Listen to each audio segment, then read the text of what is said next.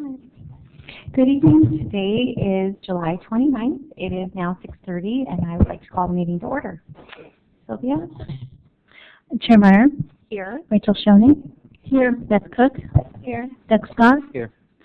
Nancy Barton. Here. Larry O'Keefe. Here. And Naomi Bella hasn't arrived yet. I'm assuming she will shortly. Okay, thank you. In terms of approval of meeting minutes, we're going to go ahead and postpone the review of minutes until Thursday's meeting. Sylvia indicated that we should have meeting minutes for both the July 12th and 15th meeting for Thursday, which hopefully will be distributed in advance so that we have an opportunity to review before Thursday evening. At this time, we will open the floor for any public comment. As a reminder, public comment will be limited to 4 minutes. Please do direct all of your comments directly to me. This is not a question-answer period, but rather an opportunity for you to share any comments that you would like for us to consider. And because we do have the pleasure of Chief Gross available, if you have any questions that you would like for us to ask of the Chief, please let us know so that we can do that in our discussion with him. Thank you. So come on up if you'd like to share any comments or suggestions.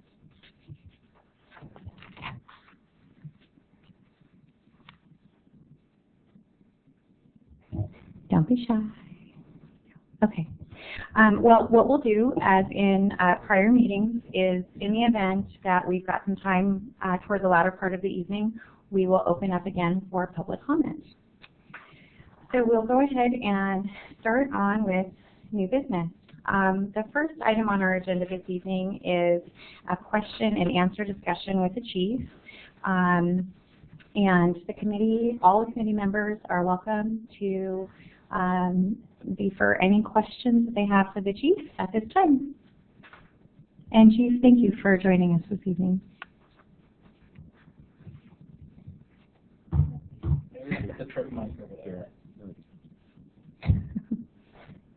Heather, you've got to be professional at that by now.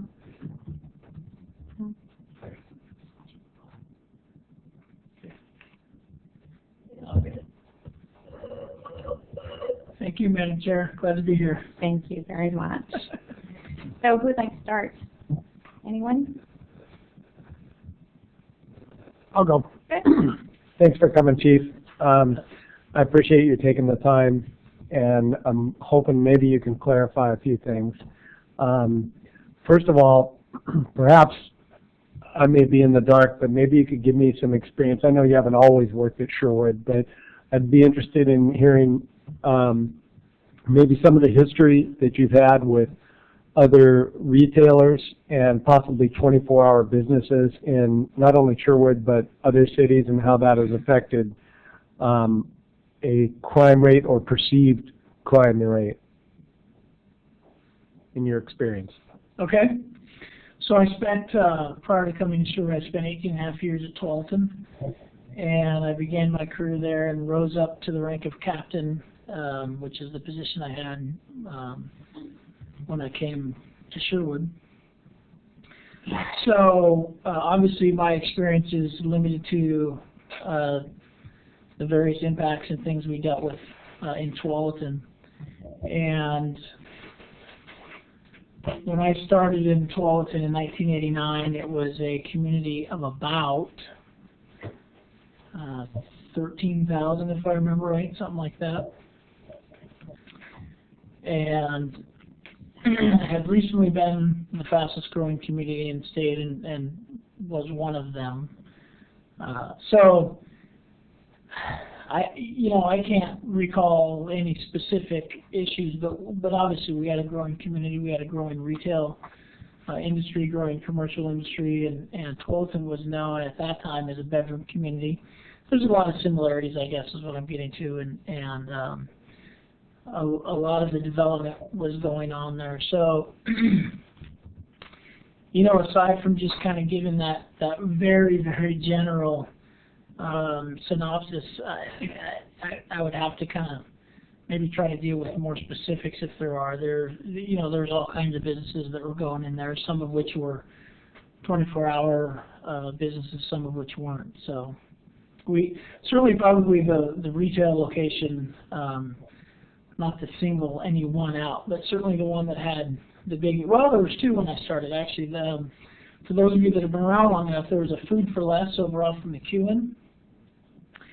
That is now a 24-hour fitness or some such franchise over there by Motel 6, by the Motel 6s. And so that was a 24-hour grocery location. Then, of course, we had Fred Meyer's, which was not 24 hours. But we had, while Food for Us was open, that was a very busy location for us. A lot of shoplifting, but it fit the pattern that the data that I've pulled so far tends to fit, and that is that the vast majority of the activity happened during the daytime hours. There was some activity that happened overnight, of course, but it was much less than during normal daylight hours. Fred Meyer is not a 24-hour location, but it was extremely busy during the day, and it was partly because they had a very good loss prevention department, and so they aggressively sought out shoplifters and worked very well with the police department, so they kept us busy as well. So I'd say those are probably two of the best examples that we dealt with. Thank you. Mm-hmm. Can you expand on that a little? I was curious if Food for Less is a specific example, or if there tend to be more calls during the day versus night for other retailers in the data that you're looking at. Well, I think both anecdotally and based on the data that I've had a chance to review in preparation for tonight, which is very limited, of course, but everybody would know that the locations are busier during the day. I mean, that's just when the vast majority of the public is out and about, and most of the trade is taking place, and so the crowds that shop late or are just otherwise out in the middle of the night is much smaller. I mean, with just the police working in the day and the police working in the middle of the night can at times be dramatically different, two completely different worlds. We used to joke about you be in night mode where you're not used to dealing with people, and so if you had a long-term graveyard officer that suddenly came to day shift, you had to kind of watch to make sure that they could get back used to dealing with people, because you just don't deal with people when you're working night shift. That's just the reality of night shift. Most folks in communities like 12th and Sherwood are home in bed. So hopefully that answers your question. And given that most of the residents were at home in bed during those hours, can you describe a little bit maybe the impact that having a 24-hour operation for a retailer that large had on the surrounding? I'm not familiar with that site. So were there homes within a close distance? No, I wouldn't say close. The Lake Grove area, so Childs Road and some of those areas would be the closest. But it was pretty much a commercial area that Food for Less was in, and it was like I said, it was 24 hours, a 24-hour operation. Fred Meyer wasn't, so it doesn't really fit in the question, but it also is in generally a commercial area. So neither were adjacent to residential? Well, I don't know. Fred Meyer isn't, but I mean, it would depend on how you define adjacent. I mean, there were certainly homes within minutes, and certainly very close. I mean, no. I don't know. I wouldn't want to estimate, but certainly no more than that. I mean, probably right around that, I would guess. Along those same lines, Chief, some of the proposed, have you read the proposed ordinance? I have. Okay, so some of the proposed language in the ordinance in regards, the proposed ordinance in regards to the regulation of business hours.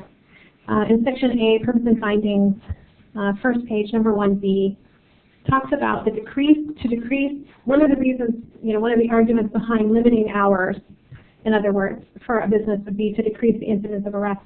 Anyway, you can read it, but can you just talk to me or us a little bit about, there's been some discussion here in the committee about if there is a large retailer, or any retailer for that matter, that's open 24 hours, and it is causing the police that it will then, in theory, cause the police to not keep not be focused on keeping residents who are asleep in their homes, as you said, safe, but will be focusing more on the places that are open. I'm wondering if you could just maybe clarify that for us a little bit about how do you determine where and when police officers are during those late night hours? Well, there's lots of responsibilities that our officers have that are working night shift, and certainly residential patrols is near the top. So you have to look at, I guess the best way to look at it is demand for resource, right? So at night, the majority of the homes are occupied. So that's going to be an area of concern for an officer to say, hey, I know that the neighborhoods are where the people are right now. So potentially that could be an area where there could be activity. There could be loud parties. There could be people walking the streets that may or may not belong.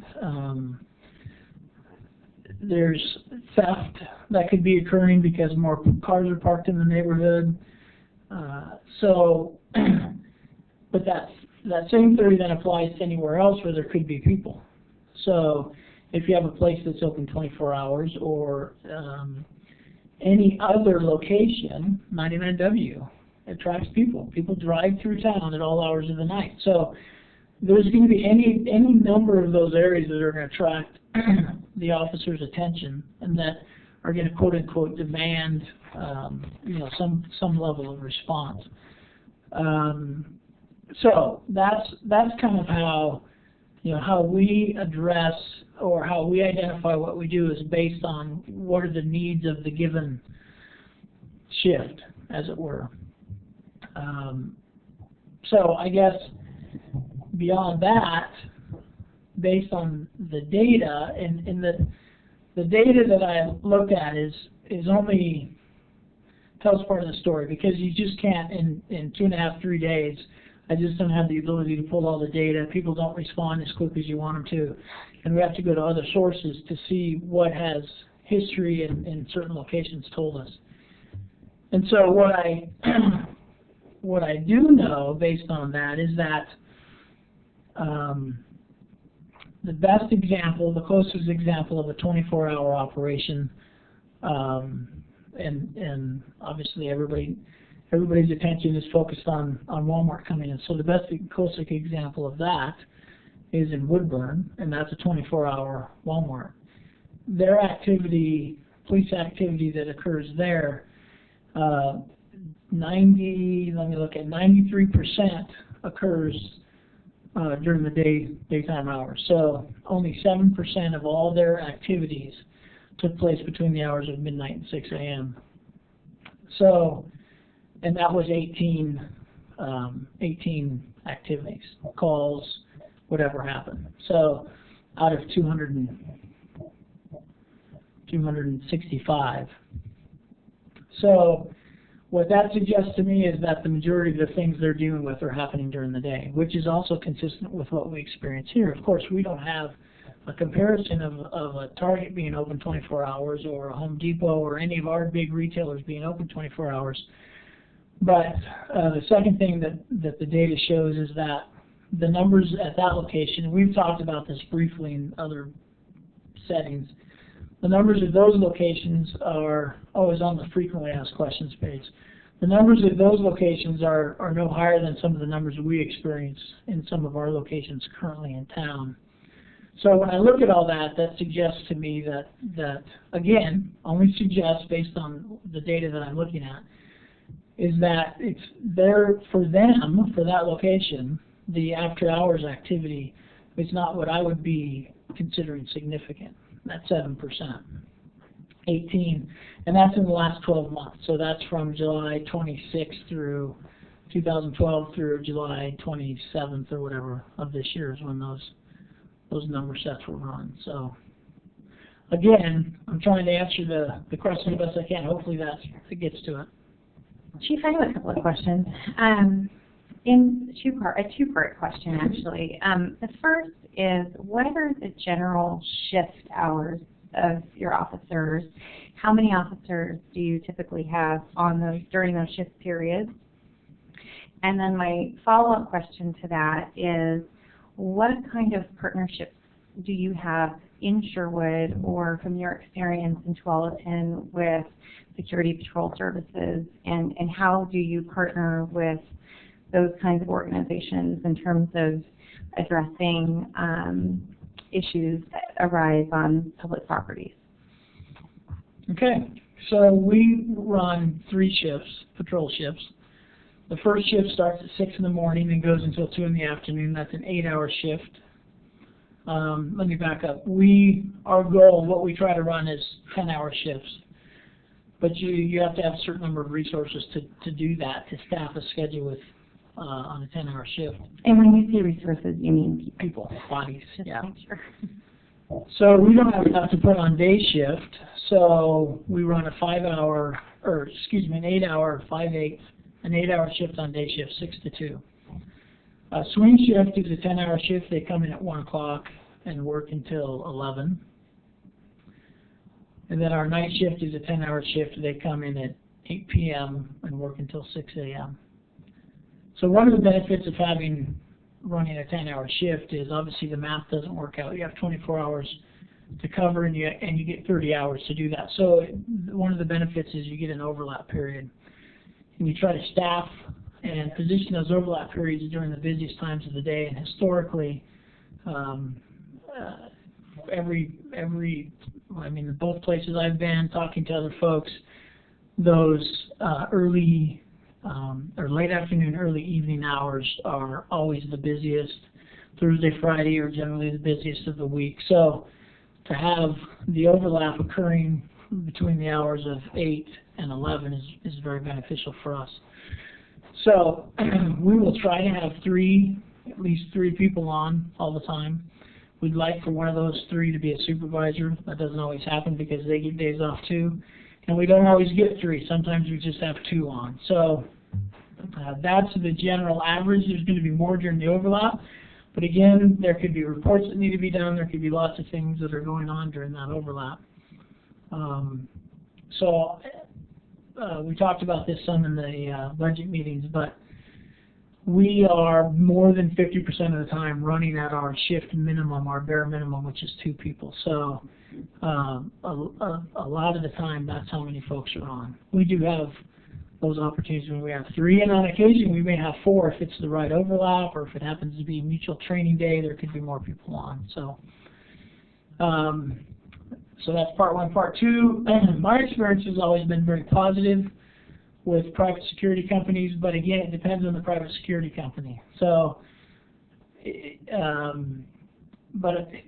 there's always those circumstances that go bad, but overall my experience has been positive. And obviously the key is just, communicating and working with them and understanding each other's roles. And so, but I certainly don't have a problem. I think they're a positive resource. And so, but they're obviously very limited, and we want them to be, because at the hope of not offending anybody that's connected in some way, they don't have near the level of training. I don't believe they go through the level of screening that our police officers go through, and they may or may not be armed. It depends on the company. If they are armed, then that opens a whole another area of concern that I would have, making sure that they're properly trained. But that's somebody else's business, not mine.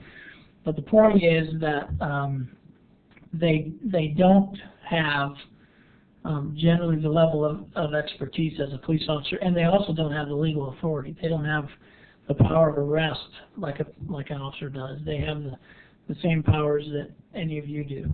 I mean, you can make citizen arrests, but they don't have near the legal power and authority that a police officer has. So we would certainly want to work and partner with them. And they're never going to replace a police officer because they can't bring charges, they can't see something through to court. They're great witnesses, and they can be a very good preventative measure. But once something is happening, it's really incumbent upon us to intervene and to take care of it. Actually, and that actually brought me to a couple more questions. Would anyone else like to pose a question before I have somebody. No, go ahead. You No, go go for it, ahead. my dear. Go ahead. I was curious in your research if you've gotten to look at other communities that have put a similar type ordinance into play, and if you have any research on whether or not that minimizes the demand for police resources. I haven't.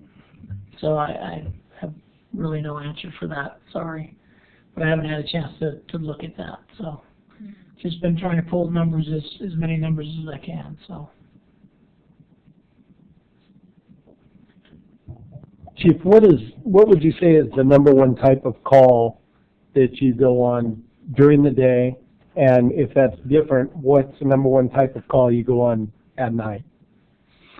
Ooh, that second one's a good question. So I can tell you that I did a top 10 in the annual report. Number one is theft. That is our number one demand for service. And then number two, I don't know. I know domestic disturbances were in the top 3, but I don't know if it was number 2 or number 3. So I don't want to remember that wrong. Maybe somebody knows my annual report better than I do. But certainly I know number 1 was theft. And then I broke it down in another way, and that is we talk about public demand, so calls for service. When somebody picks up the phone and says, hey, I need a police officer. And then we talk about self-initiated activities, and those are where a police officer does something on their own without being asked or called. So those two make up total activities. And so we measure total activities because while it's important that when somebody picks up the phone and calls for police, we need to be there, whether it's emergency or not.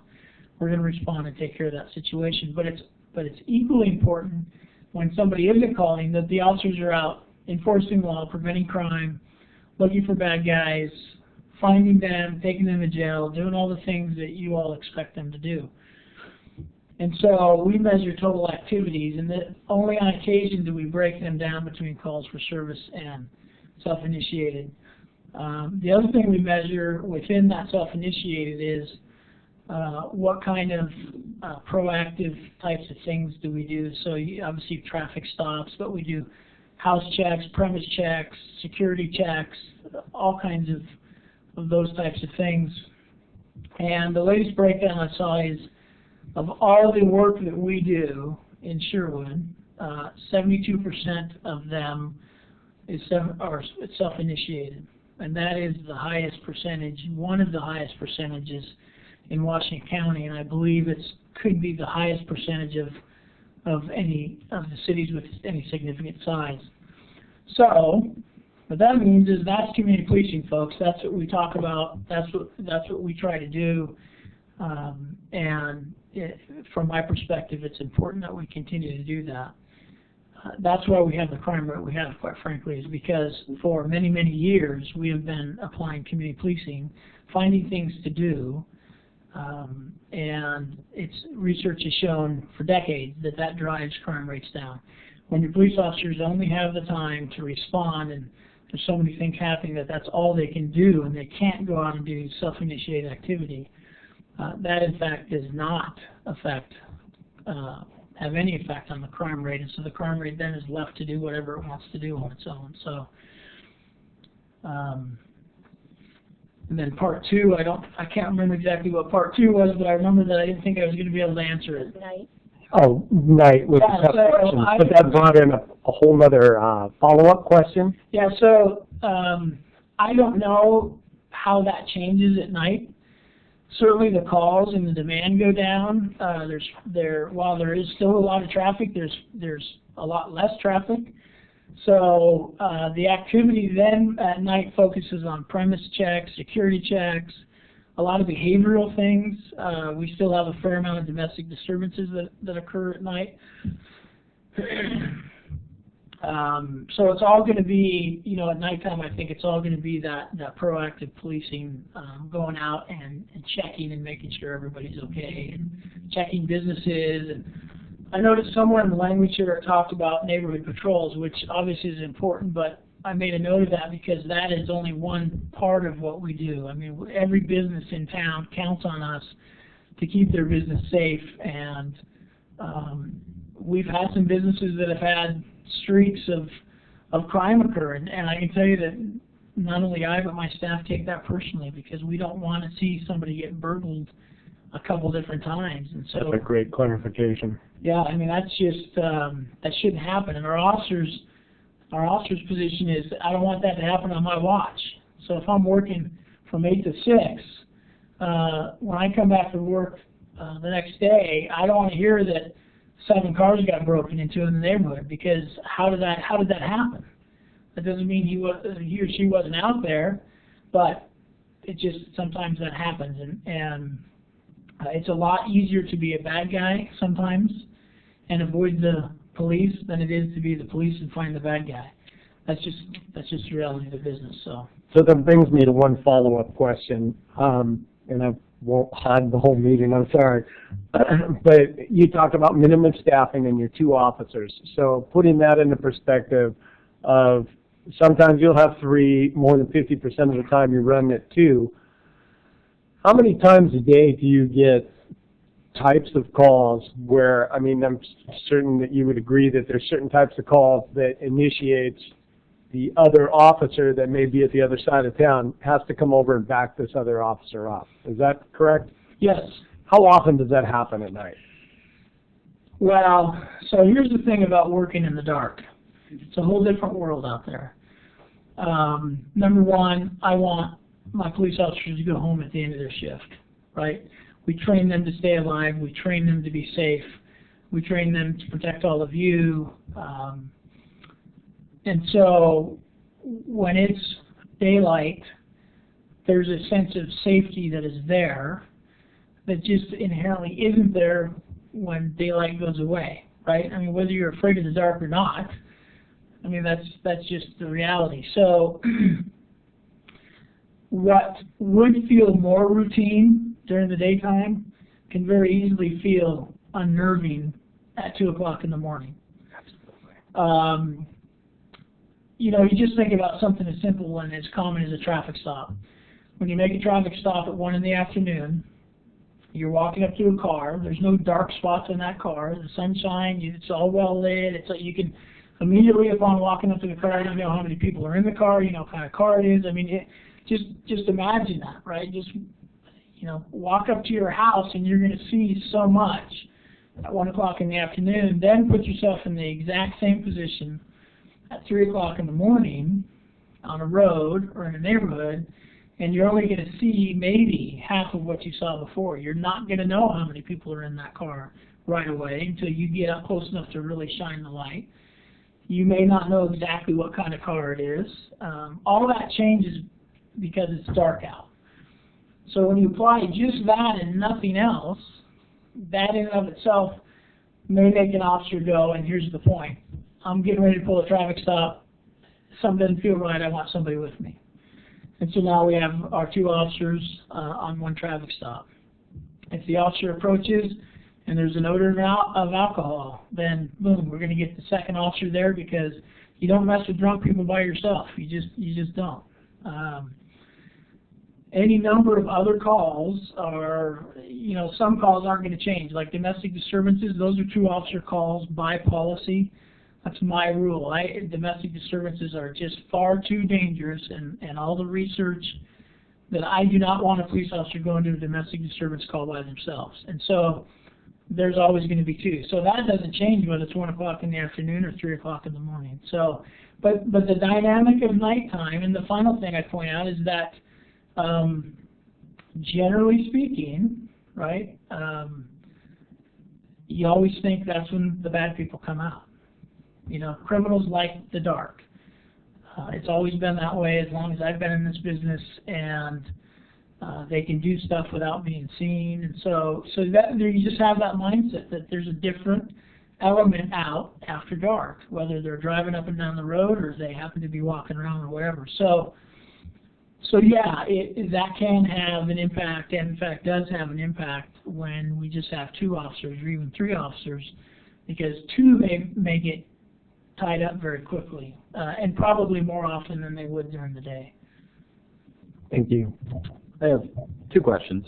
So the first one would be, so I'm going to ask you to speculate a little bit, but in your experience and using your opinion, if, let's say, 1 or more larger retailers in town were to be open all night long, do you think that would have a significant impact on your ability to perform these 72% of self-initiated type of activity, or would it, I think you understand what I'm asking? I do. I'm wrestling with 3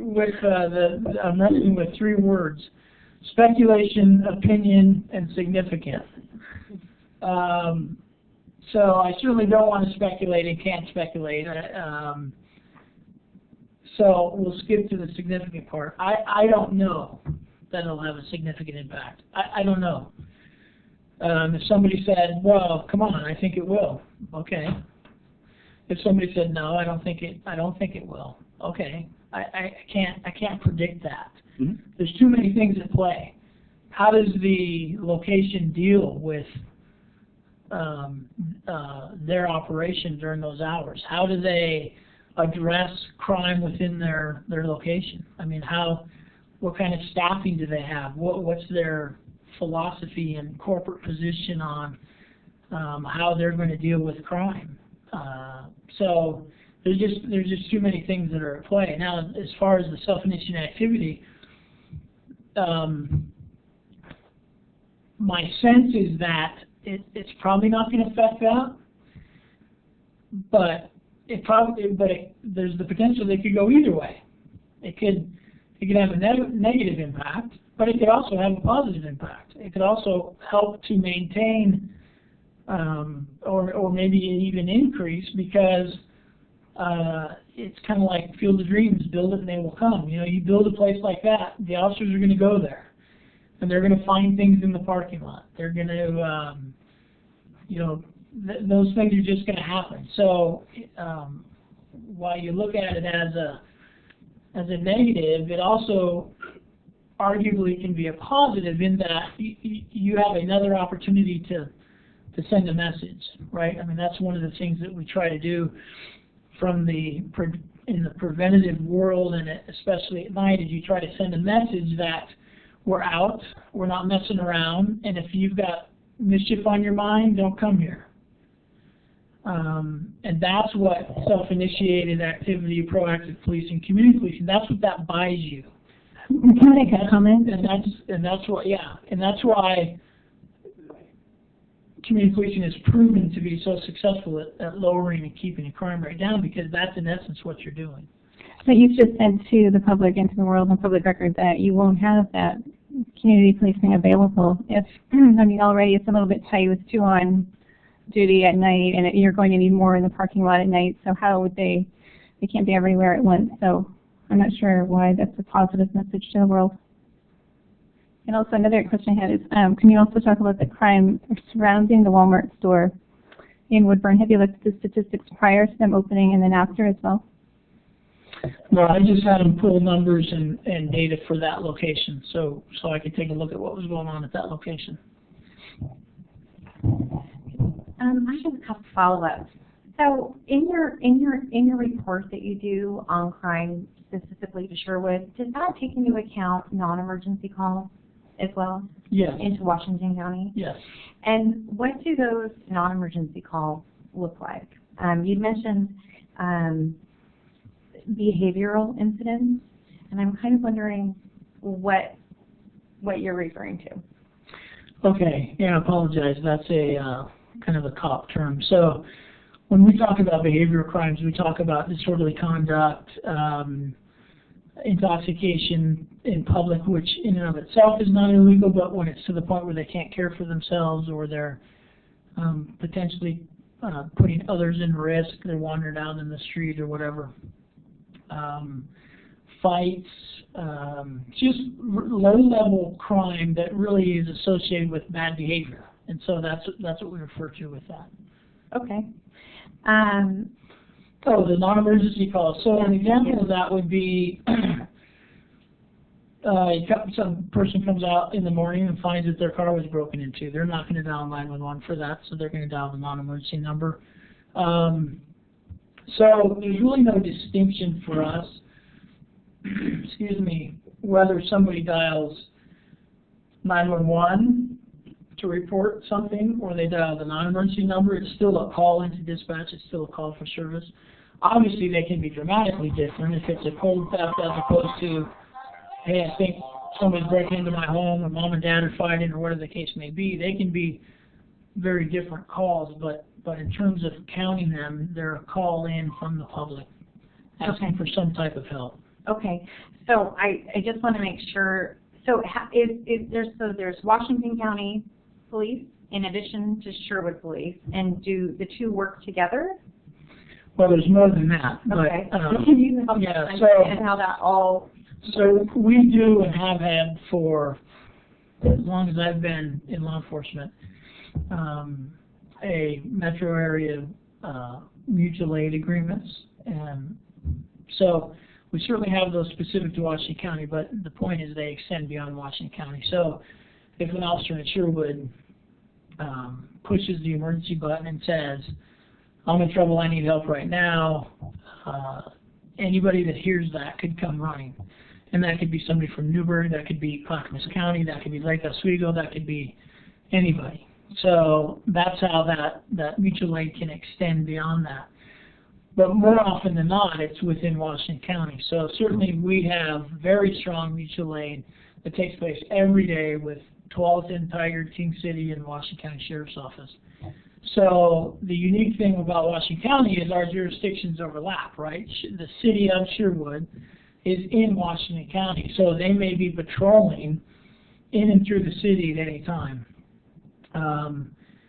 The way our dispatch system works and our CAD, which is computer-aided dispatch, works is we have what's called automatic vehicle locator. And so we refer to that as closest car dispatching. So if somebody picks up the phone and says, I need help, life-threatening emergency right now, whatever that may be, the computer system is going to look at everybody that's available and find the closest car, no matter what color it is or what kind of uniform they have on, and they're going to send them to that house. So tremendous value, obviously, because a Sherwood officer could be 5 blocks away, and a Washington County officer could have just finished a traffic stop 50 feet down the road, and they're going to get that call and be there immediately, because that's what we want to have happen. That's what everybody wants to have happen. So, so that's kind of how that overlap works. But we are within a particular patrol area for Washington County, and it's not just Sherwood. It's the other unincorporated areas around us. So there's times when Washington County will call us and say, hey, can you go take this crash at whatever location, because our deputy's 15, 20 minutes away. So, you know, there's sometimes it works really good, and sometimes they're not so close. Yeah, thank you. Why does, well, I mean, it's clear. I mean, we all, I'm sure, looked at Sherwood statistics, and we see that our crime numbers are by far quite low in comparison to the rest of the country, which is fantastic for us. And, you know, one of the things that, as we're looking at a business hours ordinance, our hope is that, or my hope in regard to the business hour ordinance, is that we are looking at proactive measures to continue community policing. So can you talk a little bit about that as it would pertain to hours of operation and these behavioral type incidents that you talked about? I'm not sure I completely understand. Okay. Rachel says she has a hand. I don't think it is. Well, let me try it. Okay, good. So, I feel like a lot of this discussion has been about 24 hours, and I'm hoping that I can possibly ask you about the camping ordinance before we're finished with you, because I have. Oh, absolutely. Okay. But based on the 24 hours, there's a couple of things that I was curious about, and I think that you might not have an answer, but I'm going to try anyway. One of them is, when a large, I feel like this ordinance, of all of the ordinances this committee is looking at, is most targeted at the elephant in the room. So I'm just going to say it. When and if Walmart starts to build, and they start to put together the practices that they will have, which I feel like might define what another large retailer may do when it comes into Sherwood, when and if. Can you talk a little bit about how, do you deal with them at all on a corporate level? How does it, not you personally, but Sherwood Police Department, what happens there? Do you talk to them about their policies? Do you have a system that goes into place, like when Kohl's opened? Maybe you can just talk to what happened when Kohl's opened. Sure. So you're not speculating, but I'm really curious about what happens when a new business comes in that's obviously larger than those around it. What do you do as far as communication, and how do you set those things up? And second to that, my second question, and I'll leave you alone, is I won't leave you alone. Sherry's is open 24 hours. Do you feel as though there is impact to the businesses surrounding Sherry's that are not open 24 hours? Because that's also come up, the impact on the businesses near a 24-hour business. So I'm hoping that you can speak to the ones that we actually have, so you're not having to speculate. Okay.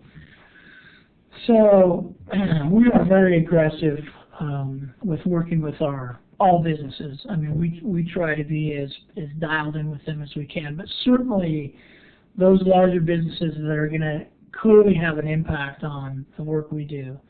So, for example, I was meeting with, I started it and then included my leadership team as well, but we met with the management, general manager, and the management team of Kohl's long before they opened. Number one, to build that relationship and that just knowledge that we know who you are, you know who we are. We talked about mutual priorities and mutual goals. In other words, we want this to be a crime-free store, right? So yeah, we do that. That's exactly what we would do with Walmart. That's what we're going to attempt to do. The only reason that would not happen would be as if some retailer said, we really don't want to talk to you. I would be shocked if that happens, and it's never happened up to this point. And then we continue that process. I mean, I still on occasion stop in at Kohl's and check in with Morgan, the general manager, how are things going, how, we having any issues, and just keep those lines of communication open. Our officers and our supervisors work with the loss prevention manager there very well. Her name is Jean. And we do the same thing with Target. I think he's an assistant manager, and one of his roles is loss prevention, and that's Brad, is his name. And so our officers work with them, and if we have issues with how things are going, we have that open dialogue to go talk with them and work things out. So that is how we will address that. And obviously our goal is to get them to be as aggressive as they can possibly be with retail crime, which generally is theft. I mean, my hope and my wish would be that every retail outlet, no matter how big or how small, would take that very seriously, and as much as possible commit as many resources as they could, people, programs, cameras. So our plan is to reach out. I mean, I've got all kinds of great ideas about how we can build the level of safety there, and assuming if that takes fruition, then we will start that dialogue and see where we can go. So I think that kind of answers the first part, right? So, and then the second part was, the impact. I don't know, I'm not sure I can answer for them. you know, Sherry's is somewhat busy. I mean, it comes and goes, and so we don't have I didn't run numbers for Sherry's because I wasn't really triggered on restaurants as much as I was retail. But we don't have a bunch of calls there, but I don't know of any, I can't recall any crime that's occurred at a neighboring business from somebody that maybe was at Sherry's. More likely that would happen at like a tavern or something. Anecdotally, that would be more of what I would expect. Somebody has too much to drink, they walk out, they get into something, they throw something through a window, whatever. But again, that doesn't happen either. I mean, you know, we have a very, forget about us for a second, we have a very proactive community that has a pretty low tolerance and appreciates the lifestyle they have, and so when things like that happen, they tend to call us, and we're right there, and we deal with it. And that's really kind of the point with aggressive loss prevention, is to set a tone, which Coles did a good job of doing. Set a tone early on that says, if you come in here and steal, we're going to get you, and the police are going to arrest you. So, can I ask you, do you feel like you'll need to hire more officers to cover the night duty, the night shift, if Walmart does open? Well,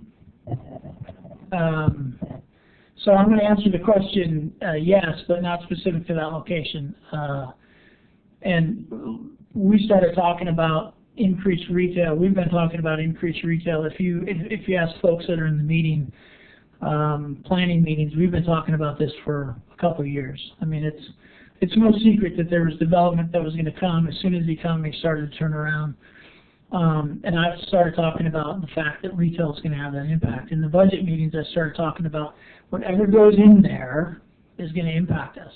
And I don't care what sign you hang on the door, it's going to impact us. Can I ask you, is that a full salary position? Is it 2 positions? And how much are we looking at that the city taxpayers will be paying to cover the new increase? Well, I don't think that's a fair question, because we haven't determined what we're going to do or how to do it. I mean, that's part of the conversation we had with the budget committee. And right now, our position in the last budget was don't cut anymore. We can't afford to cut anymore.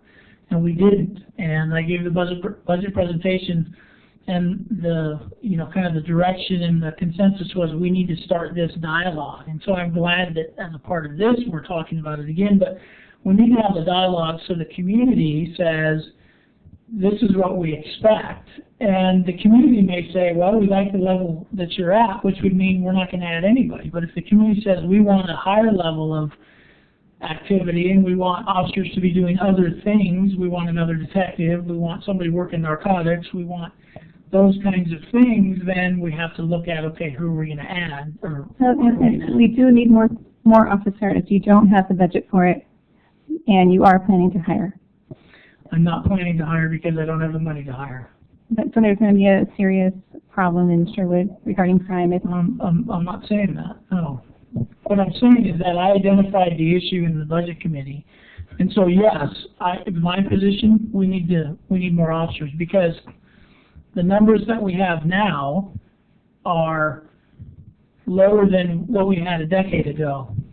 So if I can just kind of kick this can a little bit here, the difference is a decade ago we didn't have the community we have now, right? And so one of the issues we have in the community is people look and say, well, we have the same police force we've had, and I don't see the crime, and that's exactly right. But the problem is the community is far different now than it was then. And so the reason we have the community now is because back then we made an investment. And if that investment cuts back, the return cuts back.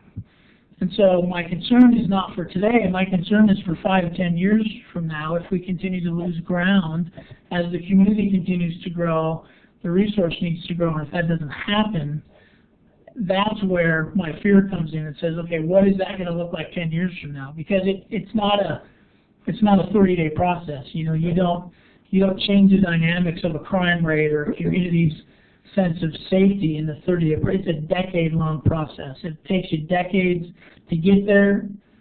It can take you a decade to lose it, and then it's going to take you decades to get it back. So it really has to be about planning.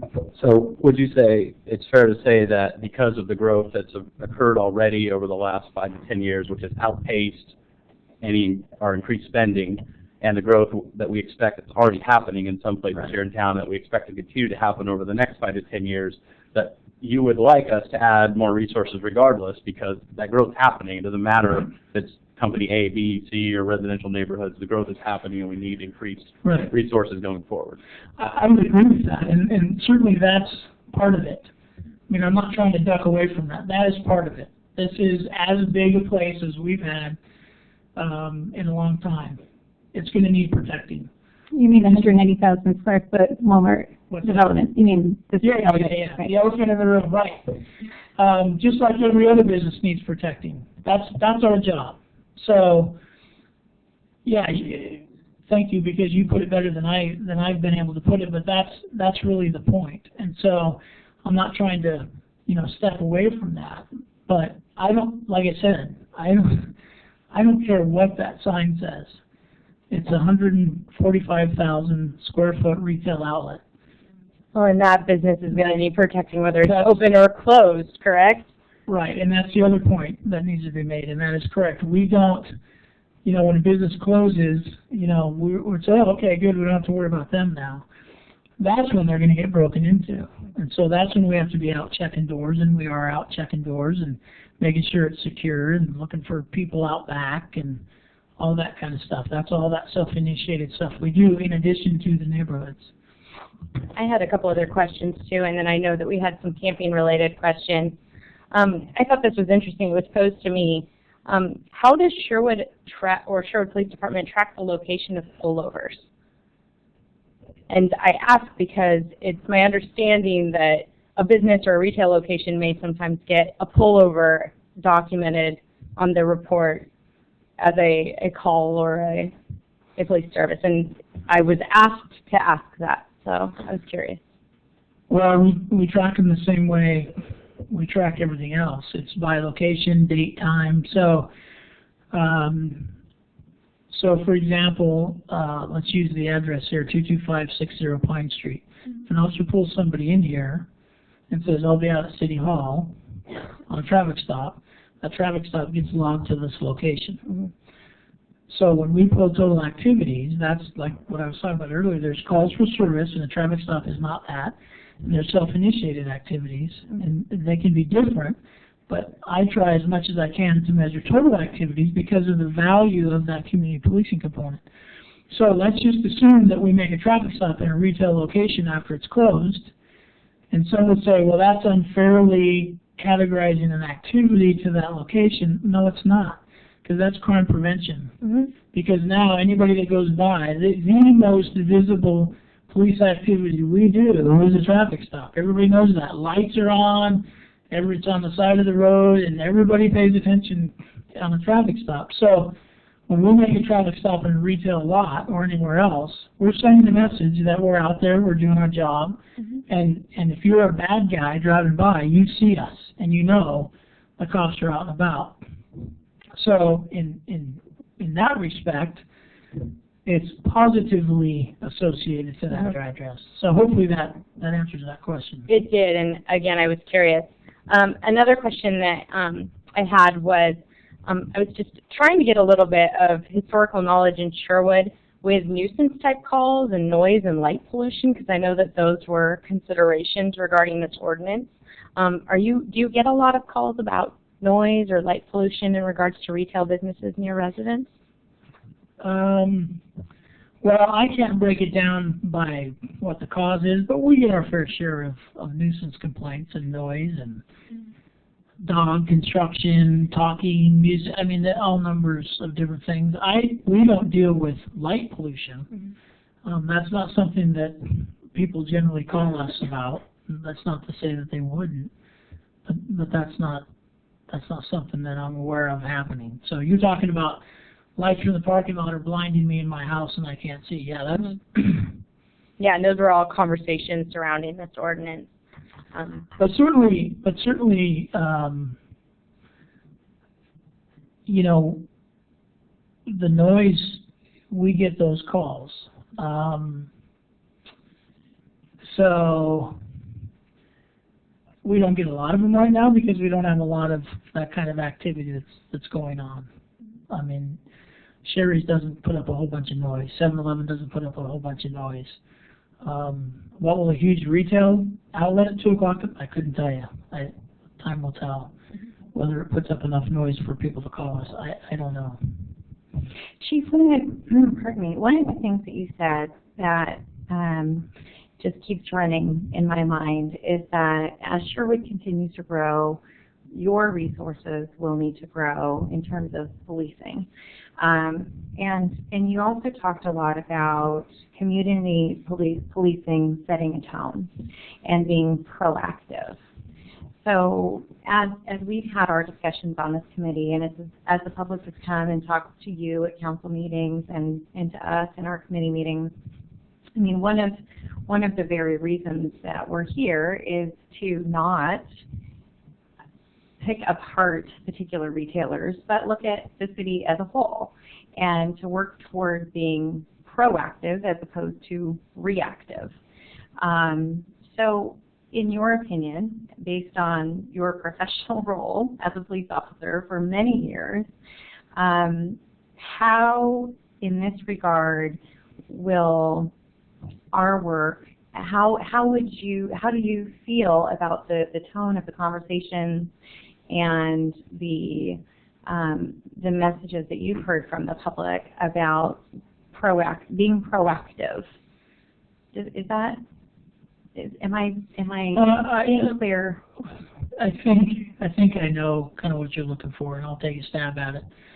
And I'm not asking, actually, I have no interest in looking at a particular center over another center, but I'm looking at the city as a whole because our crime rates are reflected as a whole, right? So go ahead, sorry. Well, I don't know, maybe on second thought, I'm not sure exactly what you're looking for. So what I'm looking for is, you said that community policing is successful in decreasing crime. And keeping it down. And right? keeping it down. And that community policing sets a tone for community. So as I see it, as we're working toward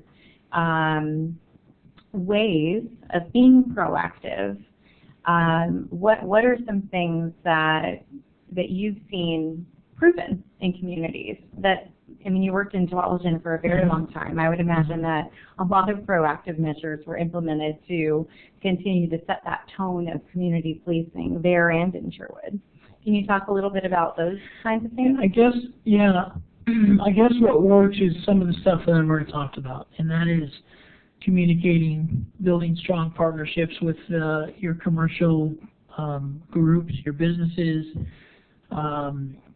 having programs in place that have proven to be effective at building that community policing component. So you have, business watch type programs where you're working with the business community and making sure that they're being active at reducing crime, that they have lights on, even though you're concerned with light pollution, as I mentioned.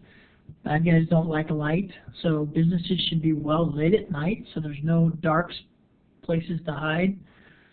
Working with neighborhoods and neighborhood watch programs so that neighbors are taking care of one another, and if you're gone, your neighbor knows you're gone, right? They know who you are. They know you by name. They know what you drive. They know when you come and go, and if you forget to cancel the paper, they're going to go out and get them so they don't stack up. So those kinds of things work. Commercial properties being aggressive, as I talked about, with prosecuting and going after people that shoplift. Those things work. And we've had positive and negative examples in town, and I won't name the negative example, but there has been a business in town. They're still here. Somebody comes in and they will steal multiple products from the location. The business will call us. We will respond to take a report to try to do whatever we can do. And once we get into the business, it's all over. We're not going to give you any video. We're not going to give you any information. Corporate policy, we don't release anything. We're dead in the water. So that's extremely frustrating because what it creates is this bullseye in Sherwood that's where you go if you want to steal those particular things. That's not okay for us. So we continue to apply as much pressure as we can and continue to work with businesses when they do those things to try to get them to change. But we can't control them, obviously. So, but the flip side of that works. And so that's what we want to do is we want to create an atmosphere that isn't conducive to coming into town and stealing. Sometimes we're successful, sometimes we're not.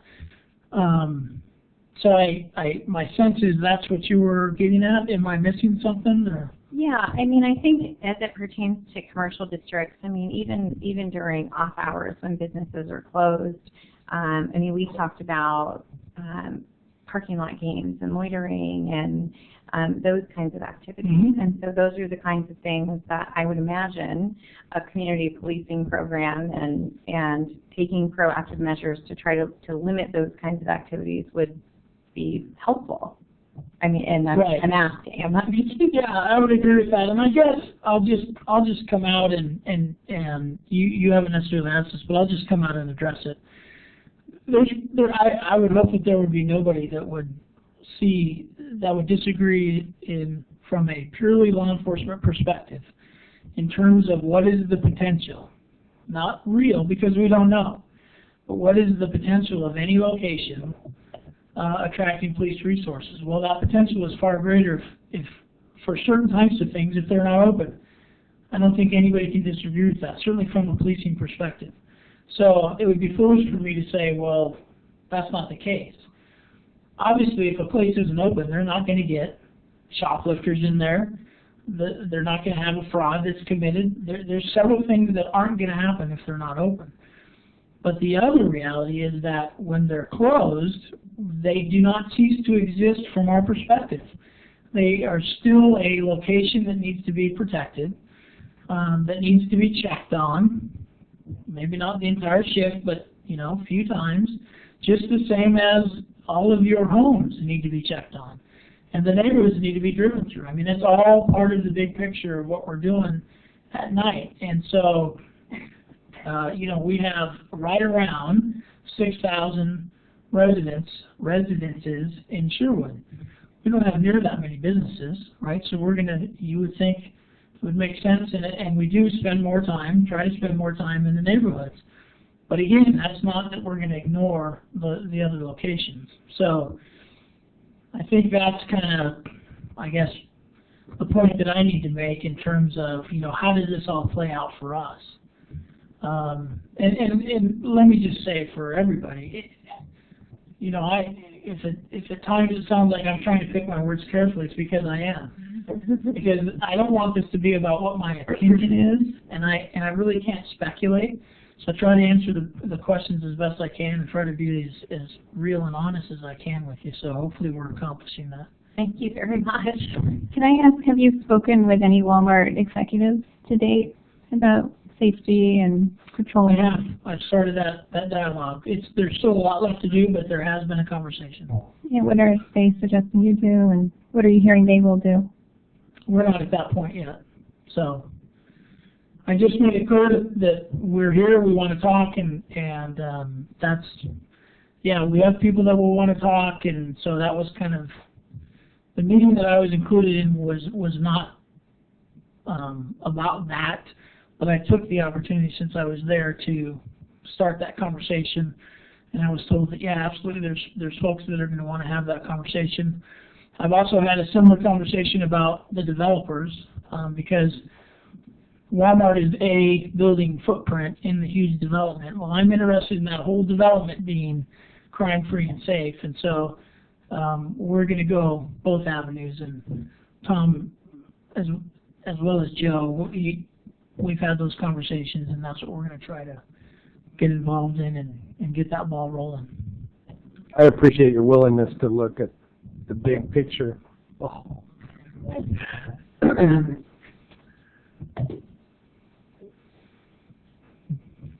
I know you're choosing your words carefully, but I consider you an expert. I mean, you have a lot of experience in policing, community policing. would you, and you don't have to answer, but are we headed in the right direction with these ordinances? Is that something you can speak to? First of all, Or would you have any recommendations for it? You know, honestly, I have to say yes. I think you are, because this is dialogue, and we have a group of concerned people that are trying to get their hands around this and figure out what the best answer is. And so, in that respect, anytime you do that, you're absolutely headed in the right direction. And it's just the same as if I sit down with a manager or a corporate rep from some company and I say, hey, look, this doesn't work for us. We need you to do this. And even if they're not necessarily agreeable with it, the fact that we're having dialogue is far better than the alternative. So does that answer? Yeah, thank you. Thank Okay. you, I appreciate that. So I have a question regarding the camping ordinance. Okay. You know, one of the recent city council, you had said, you know, that it would be a valuable tool in your toolbox. Can you elaborate a little bit about any potential hazards and risks it would have by having a larger center that did allow overnight camping within parking lots? Or do you have this ordinance in place? This is a much easier conversation. I already submitted language when all this stuff started. I already submitted some language to the city attorney's office and to others to deal with overnight parking. Now, I was more specific. So yeah, I just from a public safety perspective, I just don't like the idea of people hanging out, spending the night in lots like that.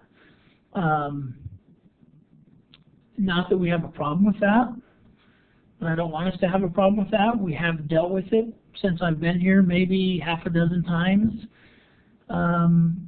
But it's there's just, you know, that can happen, and there absolutely be no issue whatsoever. But it's just there's just too much opportunity for bad things to happen, in my professional opinion. And so, I just think we're going to be far better if we just don't have folks anywhere pulling into a lot and spending the night. Would you be willing to share the language that you've drafted with our committees? If you've been, you know, if it's something that you're already working on, it seems kind of duplicate effort. Yeah, I was just Or if thinking you the same. don't need to go to the ballot, if it's something that you have support on council that maybe it's possible that Somebody else maybe wants to address this. I just dealt with the language in the parking chapter, and it dealt with overnight parking. I've reviewed the ordinance you all have been working on, and it's a completely different animal. You're talking about camping and lots of things that I didn't get into. So, I mean, I certainly have no problem. The city attorney's office has it in a file, but that's.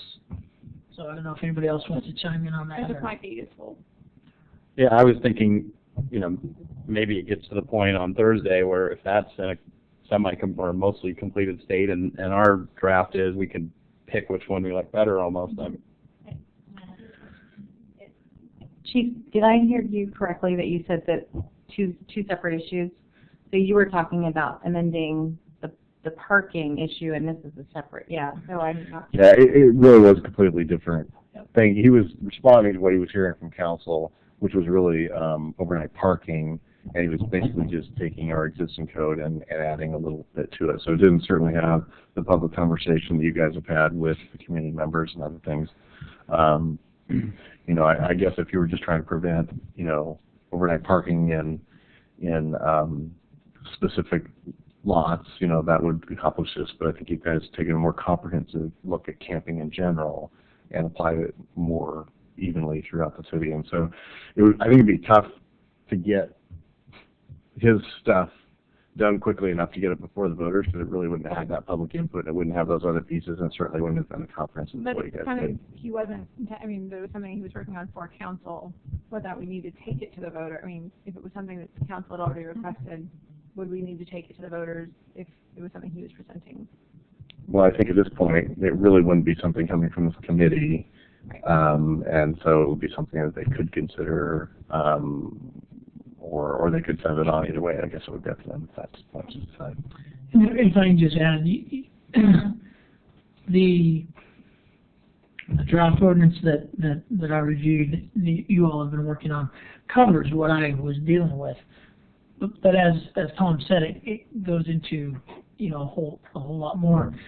And my response to that last question was just about the overnight parking component. The camping issue is a different issue. And since we're on that, again, that has not come up, but only a handful of times since I've been here. Maybe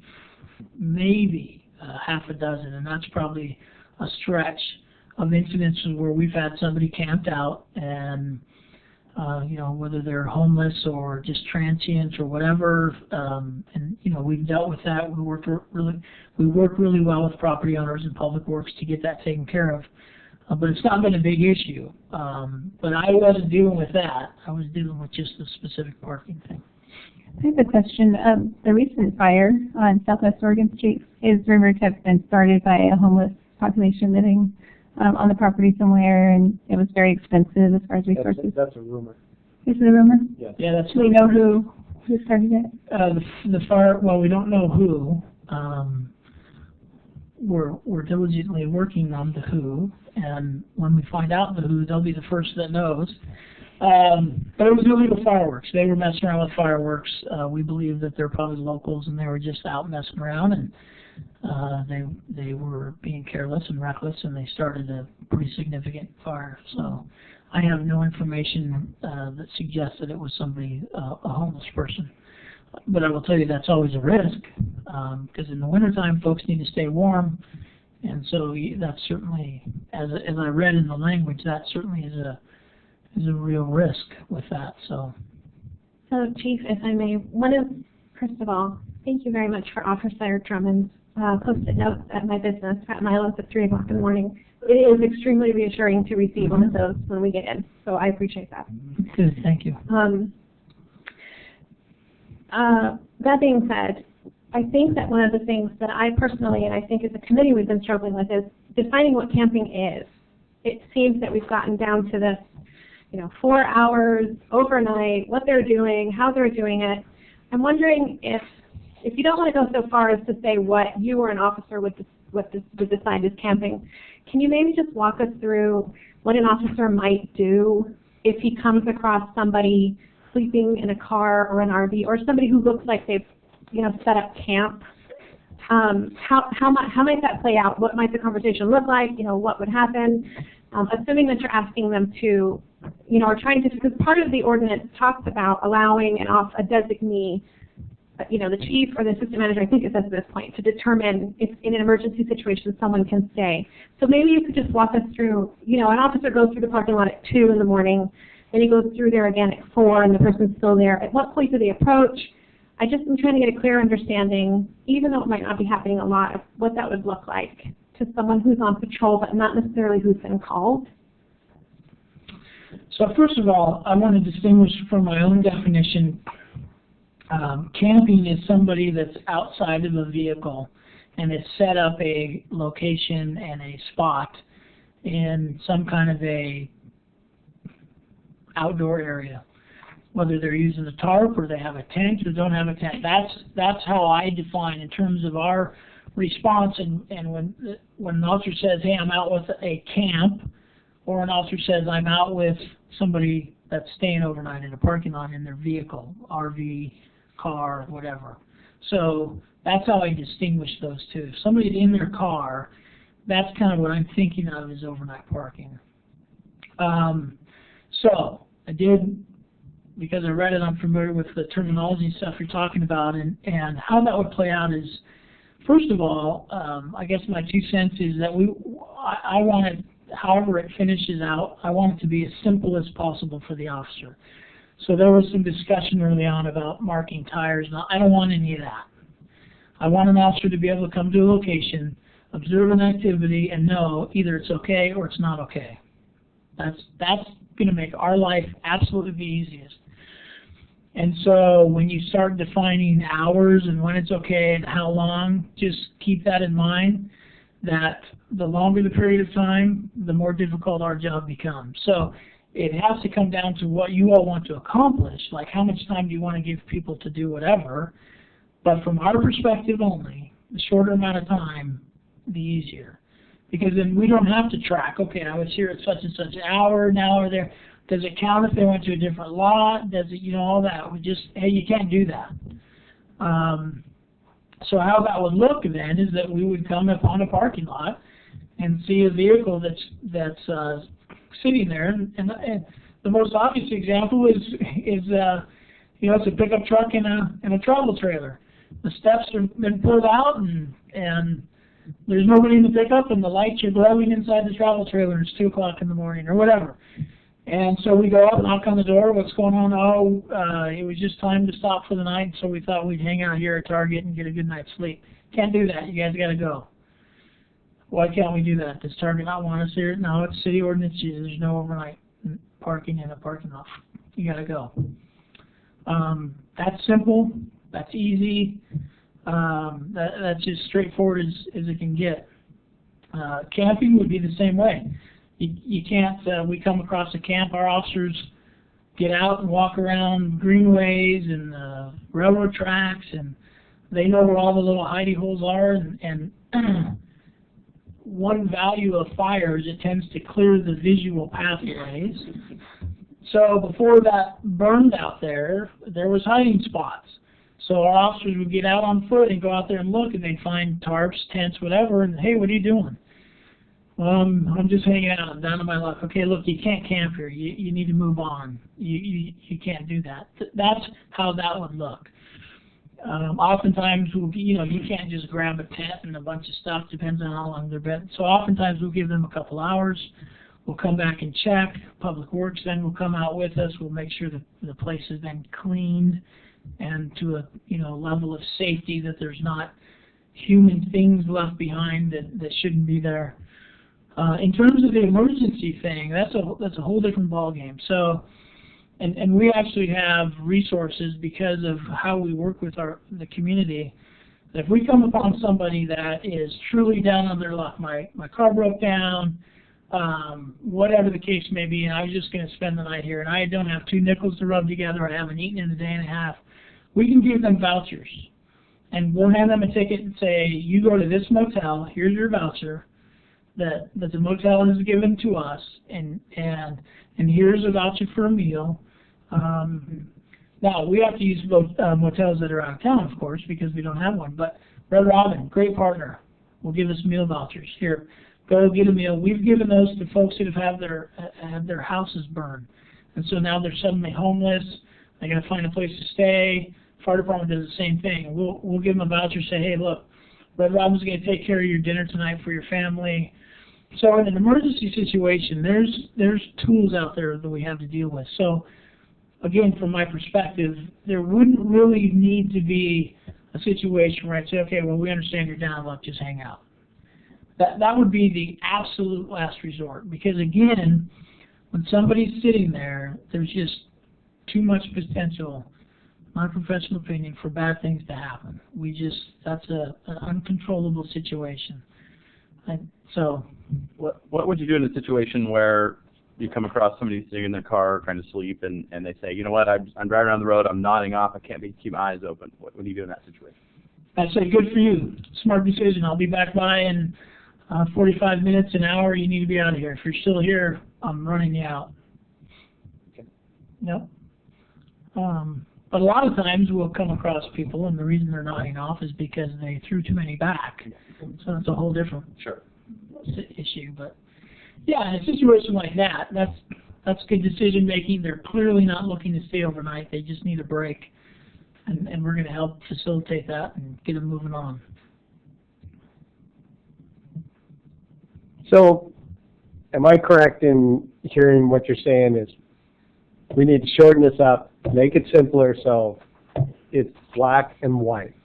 No, sir, I'm actually not saying that. What I'm saying is that what I dealt with initially was I was just focused on the overnight parking issue.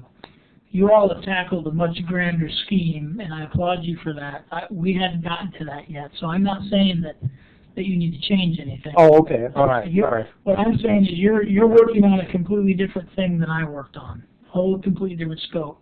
You're dealing with the bigger picture And component. part of your thing is that we had turned over the nuisance dilapidated vehicle parking to your office also, right? Is that correct? We're not quite there yet. Oh. Okay.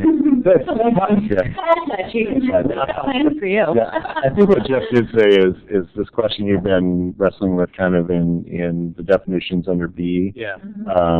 There's an or statement there. We asked them to come back with a couple of alternatives, and the first one would probably require them, Jeff said shorter the better, would require them to probably mark tires or something because it's 4 consecutive hours. The second one after the or, camping means the use of an area open to the public as temporary quarters for the purpose of living, sleeping, or residing between the hours of 1 a.m. and 5 a.m. That would give them the ability just to come up, the lights are on in the RV, and be done. So I think that's what you were trying to address. Yes. Is that correct, Jeff? Yes, thank you. Would you agree with those hours? Is that convenient? Is that I think that's in line with, okay. Yeah, I mean, you could, if you budget out those hours an hour one way or the other, I wouldn't have any heartburn. I think you're right where you need to be. Specific, or especially specific to the overnight parking. Now the camping, somebody like, as I defined it, somebody set up a tarp and a bedroll and a cooking fire and out in the old tannery someplace in the trees, whole different deal. Just saying they can't be there between 1 and 5 is going to accomplish the purpose, but there's really more to that. I mean, that you just can't camp. So, I mean, I don't want you sacking your stuff up at 1 o'clock in the morning, leaving, and then coming back at 5 o'clock in the morning and setting it back up.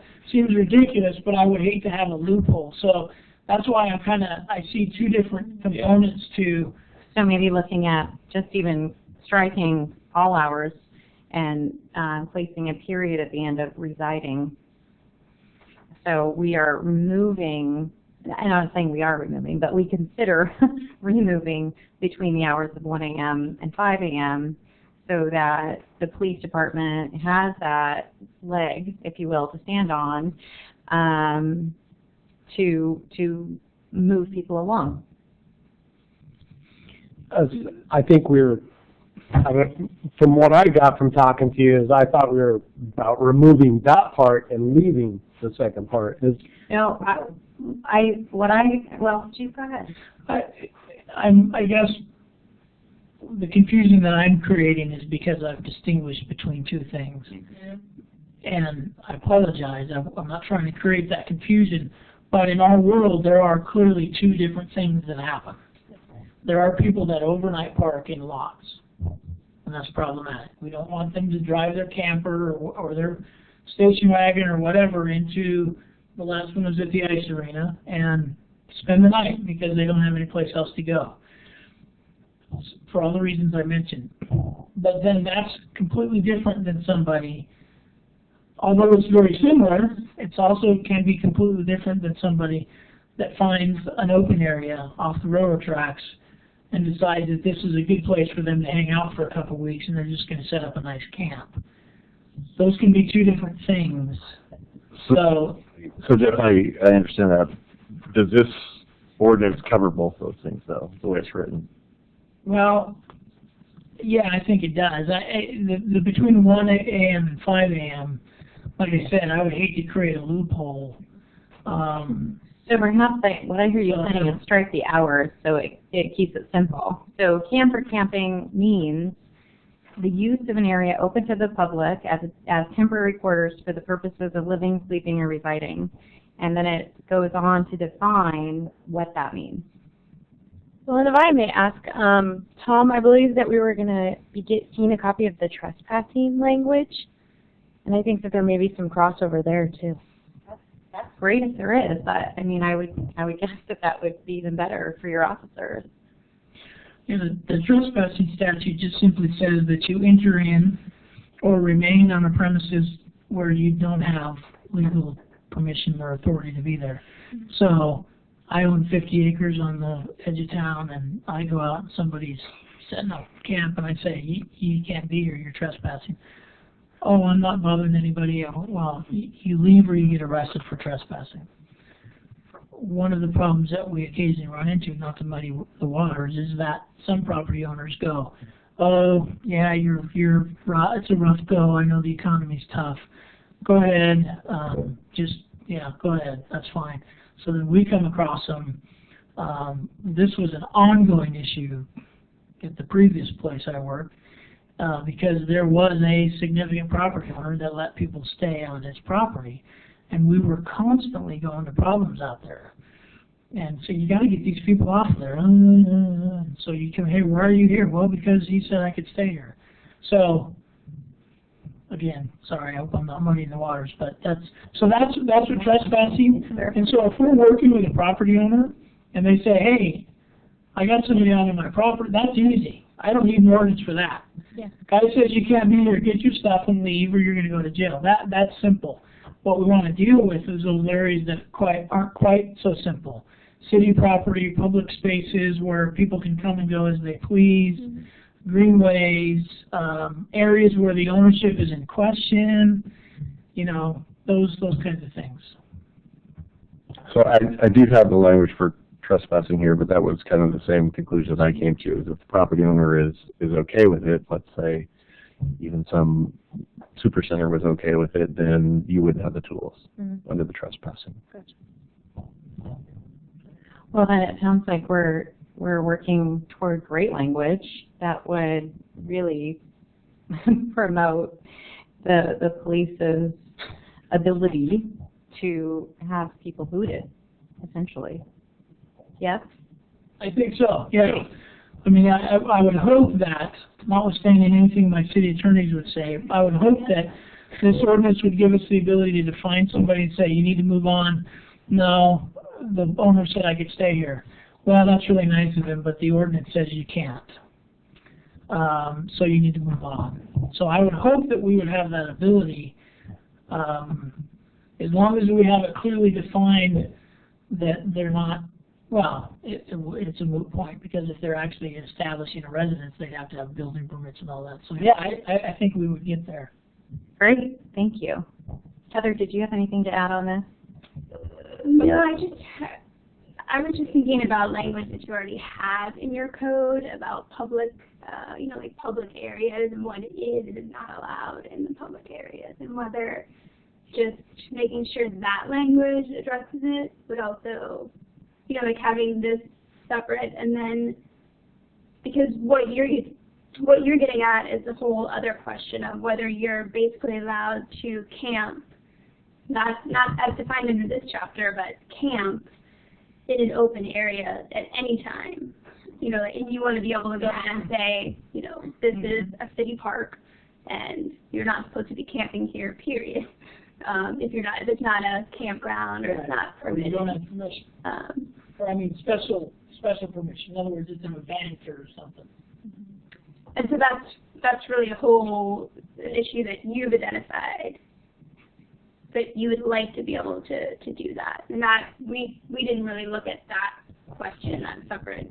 Wouldn't that be covered under this regulation of camping on page 2, where it says, except as otherwise provided, no person shall camp in any open area to the public?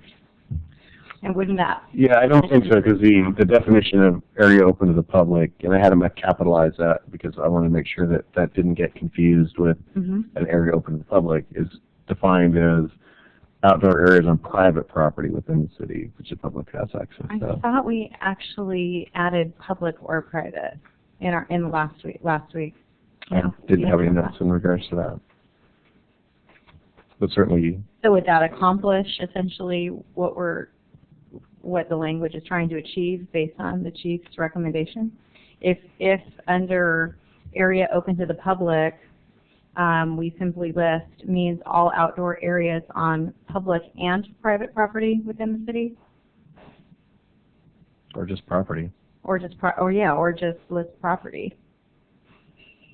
Heather, what are your thoughts? So we are talking about within the city limits, correct? Yes. Right. Yeah, I think I would just take private out. Okay. Property. Okay. But this is still, so when you get into what you're regulating, and camping is defined here as between the hours of 1 and 5. So that's still what you're regulating. Well, I think that we talked about striking all of that language. So striking the hours. Or, So we would strike everything up to the use of an area open to the public as temporary quarters for the purpose of living, sleeping, or residing, and then period. Right? Yeah. so then we just need to make sure that if we do go that route, looking at all of these items that are listed here too, just going back to some of the conversations that we had before about what do you want to allow people to do if they're just there maybe for an hour or two. We talked about a family stopping and having, carrying on cooking activities. So you're basically just saying you don't want to allow that at all. You take out that the time. I mean, I think, yeah, no, I see what you're saying, and I think that maybe this is not the best way to draft an ordinance, but I think, hearing from the chief, what I'm hearing is that that could be handled under kind of the discretionary power. But you come along, somebody, I'm making my kid a sandwich, okay, great, you'll be gone in half an hour, no problem, right? So maybe that's one way it can be handled. Yeah, or if I may,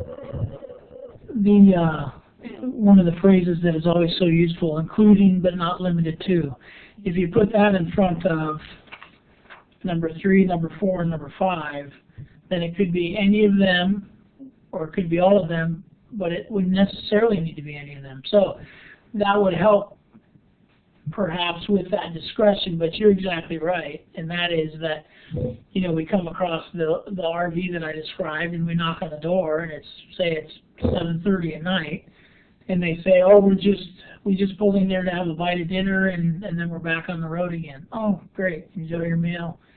And we come back by, whatever. And if they're still there, now there's a problem, then they're out, but they're probably going to be gone. I mean, We do have that one. Yeah, the such activities may include, we need not even. Oh, yeah, there you go. So would we be going, we need numbers 3, 4, and 5 included. And Evan just pointed out that Yeah. when that paragraph starts, such activities may include but need not be limited to. So you have it there. And it just continues on through 5. So it doesn't have to be all of them. It could be any one of them.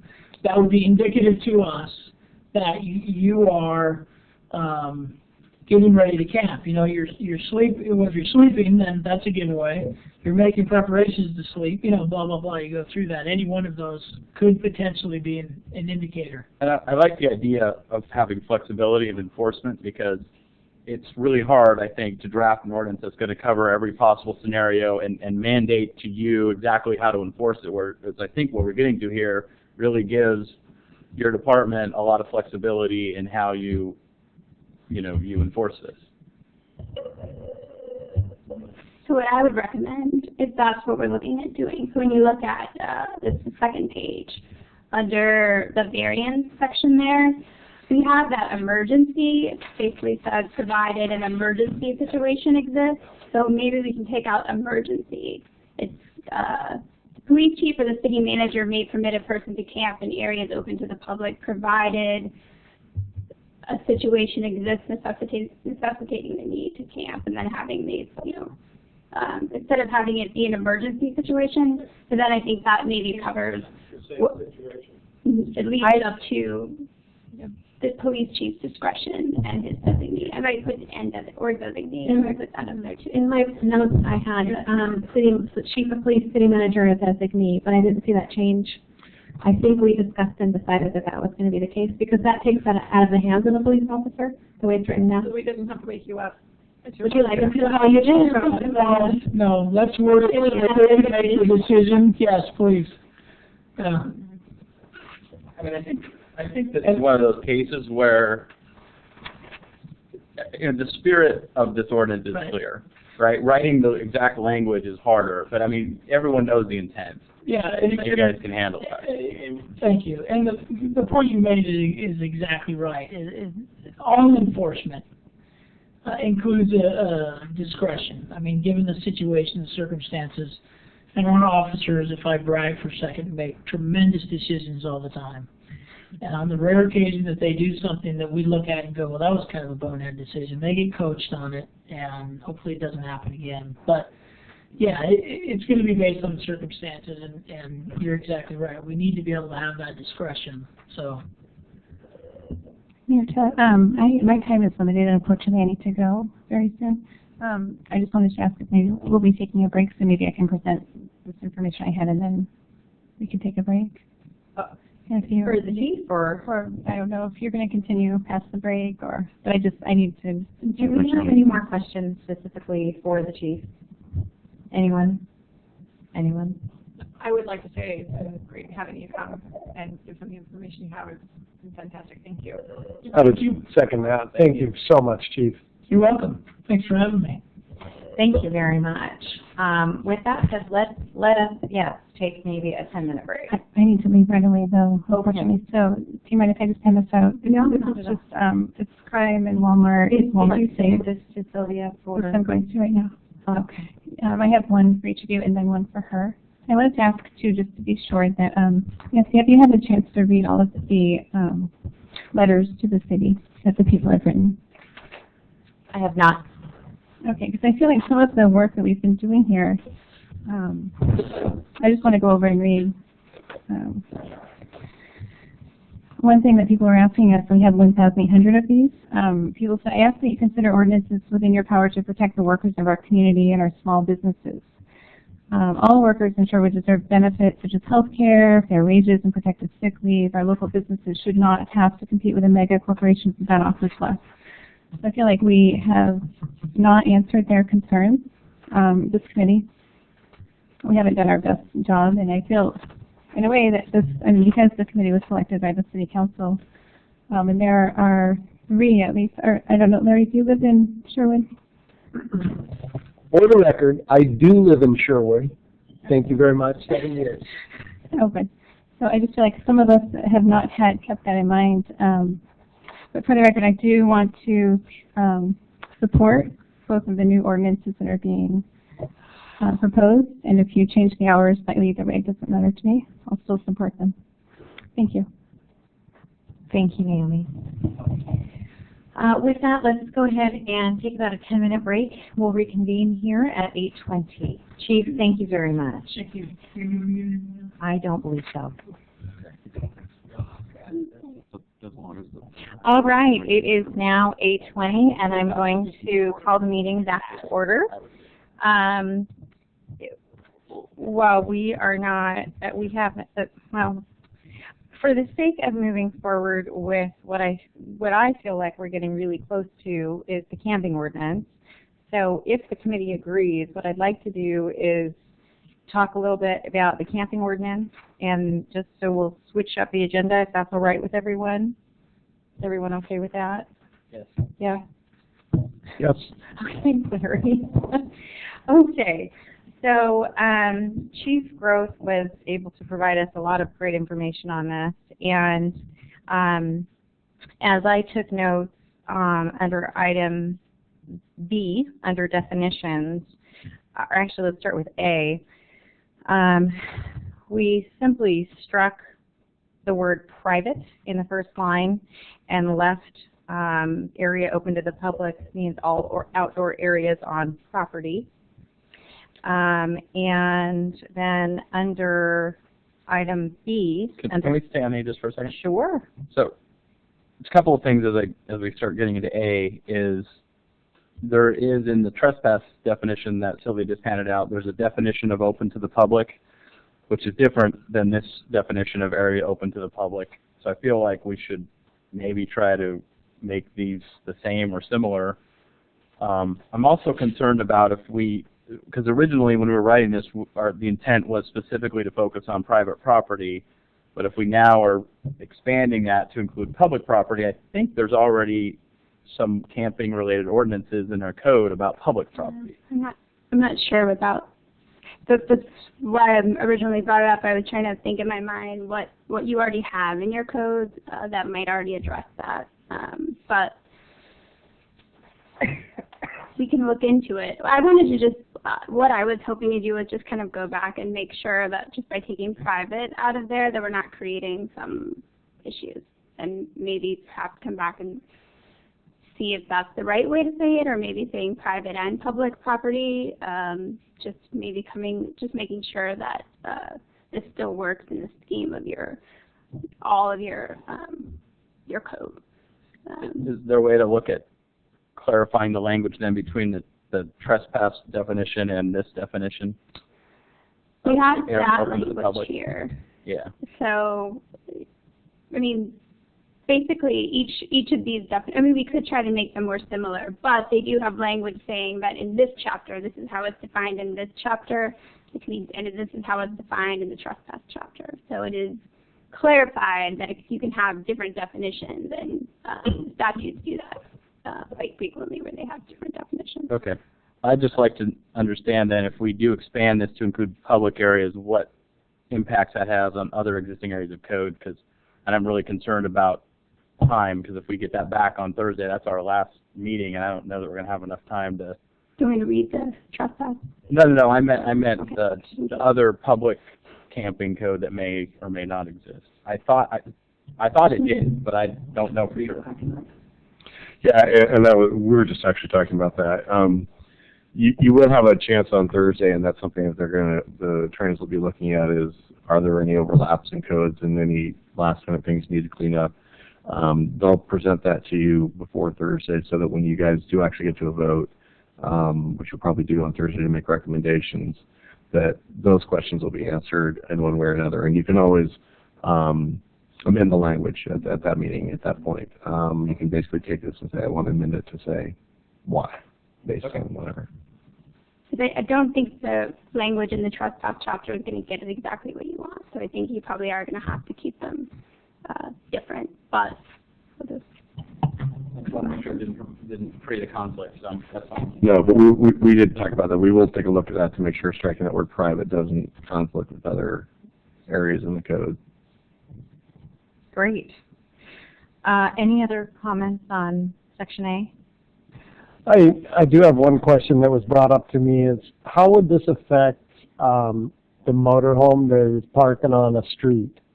Is that area open to the public, or is that public property? Or I think we touched on that a meeting or two ago, but I'm still not sure whether that falls into this category. If an RV, typical example, relative comes by and in front of your house parks their RV on the street, does that fall into this ordinance? I think it would now. And there's also another ordinance that apparently covers that, and that's the conversation that we're kind of having here about making sure we double check these to see if striking that word doesn't create problems elsewhere that we need to address before it comes back to you. So Larry, are you satisfied with tabling discussion until we get information back from Yes, I'd like to get clarification on that. And yeah, my thought is not to inhibit relatives parking their motorhome. Yeah, I mean, and I just like to remind you too that built into the ordinance we do have the variance language. Correct. So That's right. I mean that by the variance language would make me feel comfortable that grandma or other. All right. I just wanted to, I don't know that clear on that. getting a variance for a night or two, I mean, it seems a little onerous to me. I mean, I think, obviously if someone's going to be in their RV for a week in front of your house, I think a variance is reasonable. But if they come in for a day or two, maybe they're meeting you and then you're all going to go somewhere and they stay there one night, it seems a little extreme to me. So I'd like to see, I think it's 3 days on the other code. I think someone told me. I don't know if that's true or not. That was the understanding, but I may be wrong on that. I'm sorry to say this, but that seems extremely... Anyway, it seems to me as though we're making a judgment about the quality of person that might possibly be camping on the street as opposed to who might possibly be camping elsewhere, and I don't really feel comfortable with that. And we said, I felt like we discussed the fact that this was going to affect private property. And so what I also want to point out is we also discussed concerns of homelessness and transients. And so this would mean, Doug, with your proposal, that if I felt that there was a homeless family who was in need and they had been asked to leave somewhere else in the city, I could open the front of my residence for up to 3 days for them to stay without a variance, with what Doug just asked to have happen. That's true, and there's going to be exceptions on both sides of this, I feel, based on the language. I wanted to just quickly add that I did reach out to a good majority of our churches in town, and a lot of them do camping outings on their private property. Right, but the variance would cover that, Nancy, so I get what you're saying. I feel like I wanted to point out that they said that there was a lot of frustrations in applying for a variance, that would change them doing that scope of activity. And that was the feedback that I got from them. Okay. I mean, I hear you. I don't think it's the same thing. I think what Doug and Larry were talking about was amending this to allow for someone to camp on a private street for up to 3 days. But we specifically said that we weren't going to do that, and I feel like that also promotes the moving about the city that we were trying not to. I'm actually not proposing this. Up until today, this didn't cover public streets. So the fact that we're now talking about amending it to cover public streets, I think, changes the dynamics, and it brings into question a potential conflict with existing code. That's all I'm saying. I thought it always covered public streets, so I apologize if I'm wrong, but I didn't think that was new language in this one. And I think that once Heather has an opportunity to review the code, she'll be able to identify for us on Thursday what, if anything, overlaps, and so then we'll have a much clear opportunity to discuss these points. Yeah, I'm okay tabling this till we get more clarification. Well, and Sheila, did we had a conversation at the last meeting regarding churches specifically? Wasn't that the case? Yeah. Okay, so we're excluding churches so that it wouldn't, I mean, They're on the list currently. Yeah, I think we discussed it and decided not to remove them because of the variance process would cover them as well as any other organization. Right. And given that the variance process would not be cumbersome in nature, we collectively agreed that was a reasonable correct. Okay. Public area. Just finish my sentence. So to make sure I'm clear, we're leaving the word private in then until we get further clarification? I think we're going to, if I'm understanding this, is we'll take the chief's recommendation of removing private, just leave the word property, and wait for the city attorney's office on direction in terms of overlap language. Is that agreement? Do we have consensus on that? Is that easier for you, Heather, to look at that with that in mind? Yeah, I mean, I think we just have to look at the rest of the code, and I just want to see what language we have that might already address that. If we do take, and also I just want to look at it holistically, just work it through every scenario that I can think of, like where if we took that out, how is that impacting it? So I'd actually recommend then we leave it in until you come back with the recommendations, if that's not harder for you. whatever, So a holistic approach, that, like Heather just said, and for her to look at the language. Yeah, but I'm recommending we do not alter the language in A until we get something back on Thursday. I'm comfortable with that. Me too. Okay. I don't think it makes any difference if we take it out or leave it in if she's addressing whether it makes sense. Right. Okay. Great. So we will re-review that language on Thursday. Now on to section B, camper camping means. This identifies a definition, and based on the chief's recommendation and opinion, professional opinion, what I heard him suggest is that we simplify this language, removing actual hours from the language. So what I have noted is camp or camping means the use of an area open to the public as temporary quarters for the purposes of living, sleeping, or residing period. Additionally, in the next, at the beginning of the next paragraph, such activities may include, but need not be limited to, there was something else I'm missing, Heather. Any one or more. Any one or more. Because you have the and there at the end. So I just wanted to make it clear you don't have to be doing all 5 of those things. You just, Right. but it's not limited to those 5 things, but I think that would clarify that. I'd still like to remove the word overnight now that we're not talking about any specific hours. For the apparent purpose. So before number 3, you'd like to remove overnight occupancy? Just the word overnight. Just Okay. Okay. Is everyone comfortable with that? Yes. Yeah? Yes. Okay. Perfect. The only other thing, Heather, that I noticed, if you could just be so kind as to, throughout the language, assure that in each of these paragraphs within the ordinance, we list the chief of police or their designee or its designee. I have that. Yeah, that would I've be noticed great. that here. Thank you. also on page 2, about middle, section C, we talk about removing the word emergency. Under C, number 1, we will, in the very first word, we'll say a situation as opposed to an emergency situation. Agree. Agreed.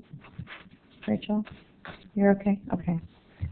And those are all the notes I have on the camping ordinance. Does anyone else have anything to add before we close this discussion?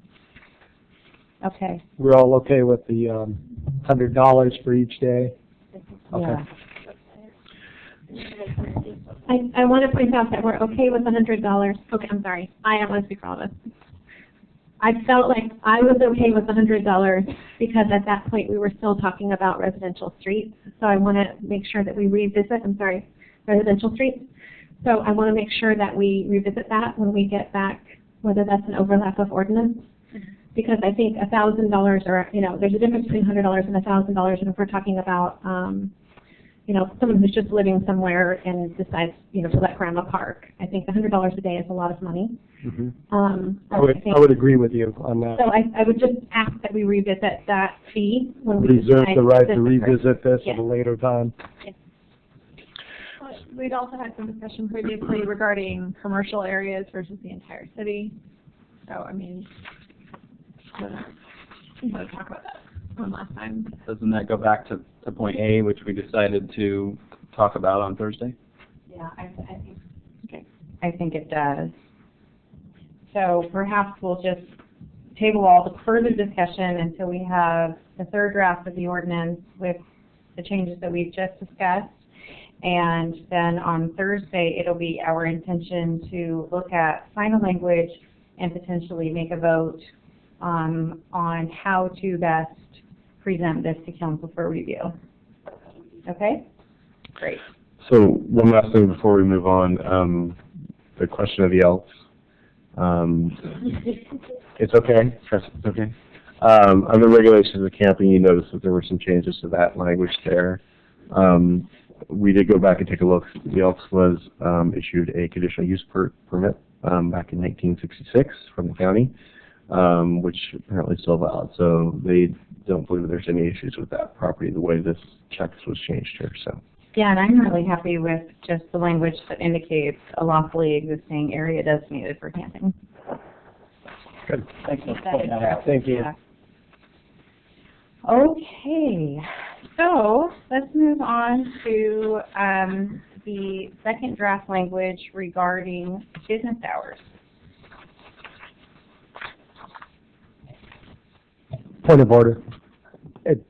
Were you planning on taking any public input on before we close the discussion on that, or? It'll just really depend on consensus and time. Okay. So we can look. All right. What I'd like to do is suggest we get through the regulation of business hours. We take a look at the first draft report to City Council, so that I can get some guidance from the committee on. Okay. And then after that, we can absolutely take public comment if we are all in agreement to do so. So let's move on to the regulation of business hours.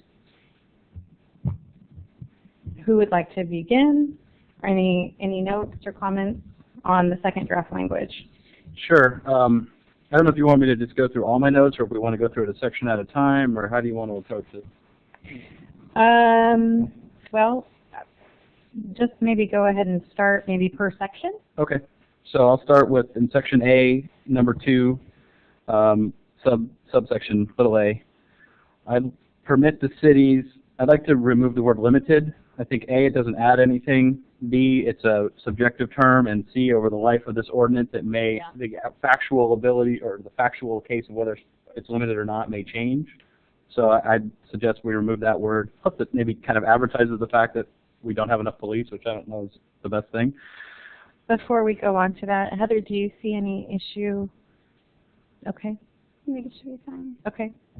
And then later in the same sentence, based on feedback we heard from Chief Growth, I'd like to, starting with the word protection, change or strike the word residential neighborhood and add the word protection to the city as a whole.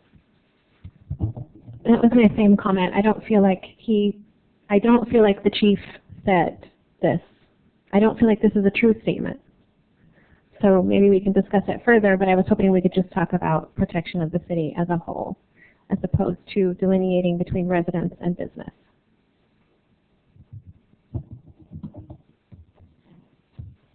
I'm comfortable with that. I am as well. Larry, Nancy, any additional thoughts? Okay.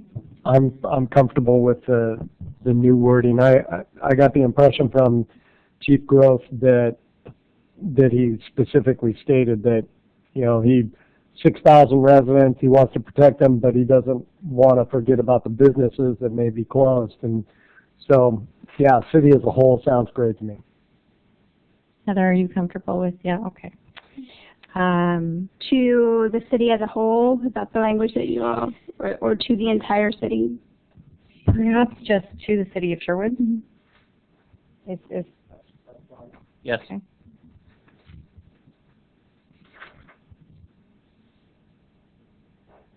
Okay. I have nothing else on page 1 if anyone else wants to. Just along those same lines, section A, above that, B, it says almost the same thing.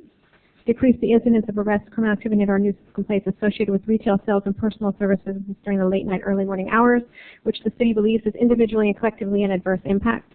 Does the city actually believe that? Because it sounds like the chief doesn't. I would think it would be appropriate to strike that and leave it after the term morning hours. One of the things I did hear the chief say is that while we don't have a problem, we don't want a problem.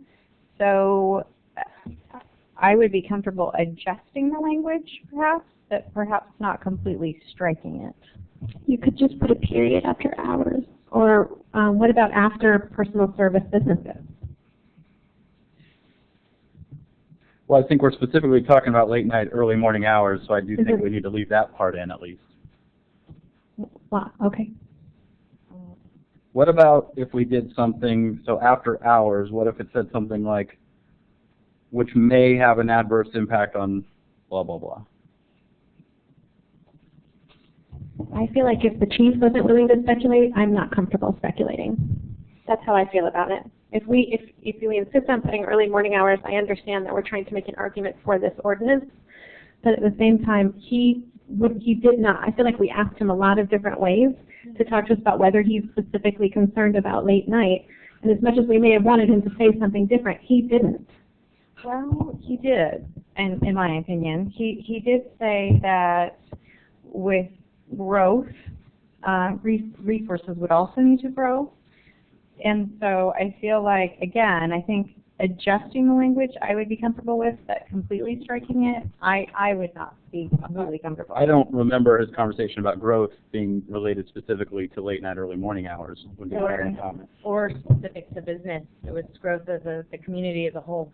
No, I do believe he did. I mean, it's one of more developments to come. These are, we are growing, and our retail presence is going to be growing, and so hoping to address this now is a better shot for us all. I absolutely agree. I did hear him say that. My point again is I didn't hear him say it in relation to early morning, late night hours.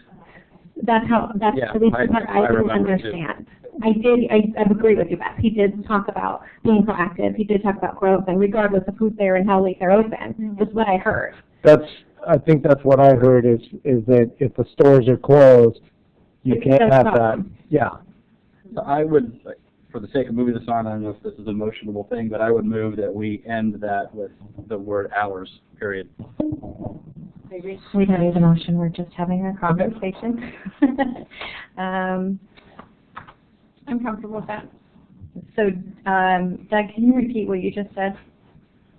So I suggest we put a period at the word hours after late night, early morning hours, and just end the sentence there.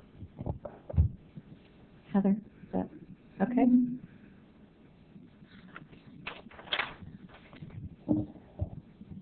All right. Anyone else have any other notes or thoughts on page 1?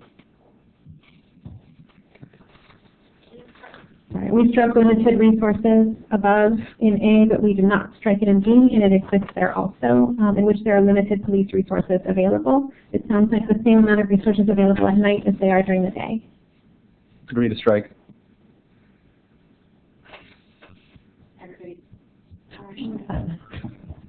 Does everyone agree with that change? Yeah.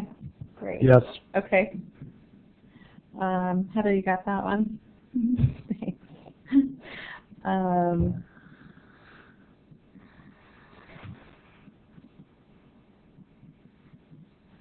Okay. Shall we move on to page 2? We good with that?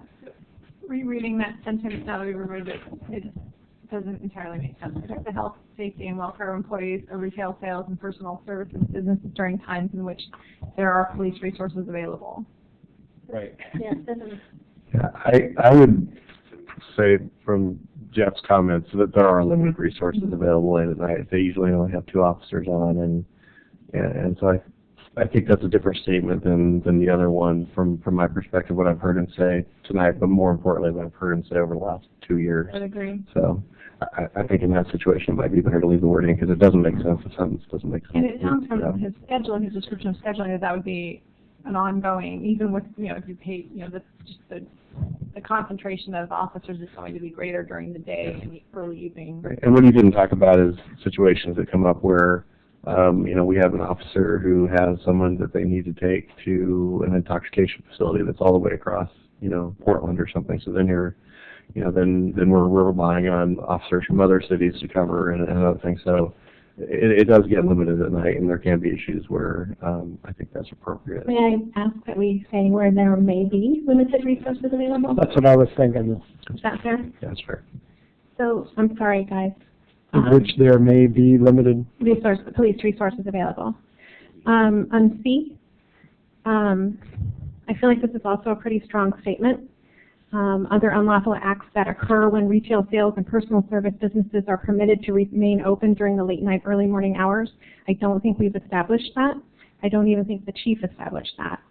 So I'm wondering if, again, that may occur. I'm willing to give a little on this, but I feel like it's a really strong statement about things that he didn't actually say happen.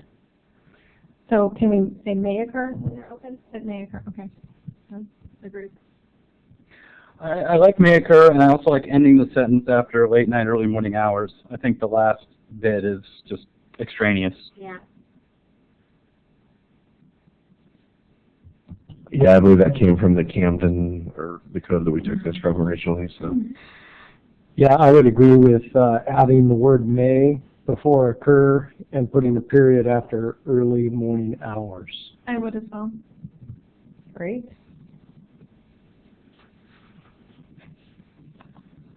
Just a clarification, it was brought to my attention, personal service businesses, where they talk about health and nutrition, and I hope I'm not jumping too far ahead, but it says it right there.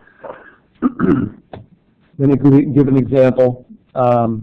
Nutrition and, I can't remember if they used the word fitness. I don't think they did. YMCA, Snap Fitness. Snap Fitness is open 24 hours, but it is not open to the public. So under this, that would not affect Snap Fitness, correct? Because it's a membership. It's done with a key card. It's not open to the public.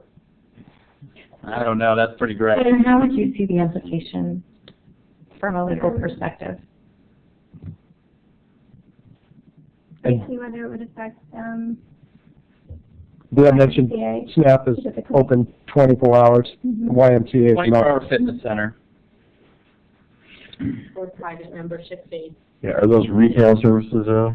Yeah, no, I wouldn't think so. They, We added the word retail in the. Goods or Okay. apparel. I think you'd be looking at that as a whole. okay. Let's be, I just wanted to get a clarification on you that that would not apply to them, correct? That fall into the exemption with direct medical care. I mean, it's health and wellness related, so it could be broader.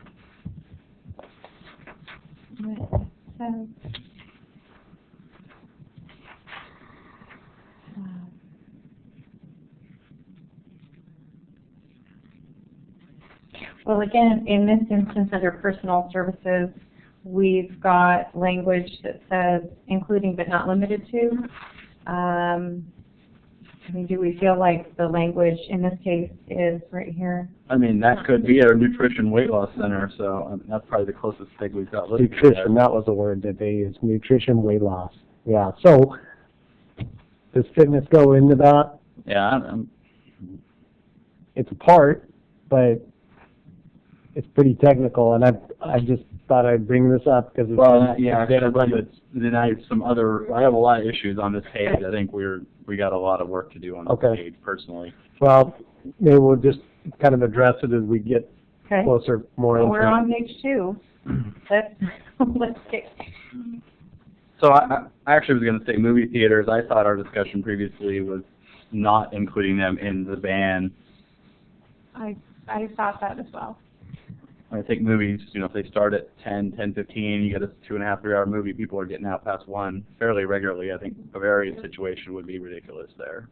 Well, and I think there's a long history of movies that hasn't been and provided any kind of public safety issue. So Well, midnight showings are actually pretty Midnight common with new showings are- releases, yeah. a common occurrence nowadays with newer movies coming out. yeah, you'll have those once a month at least.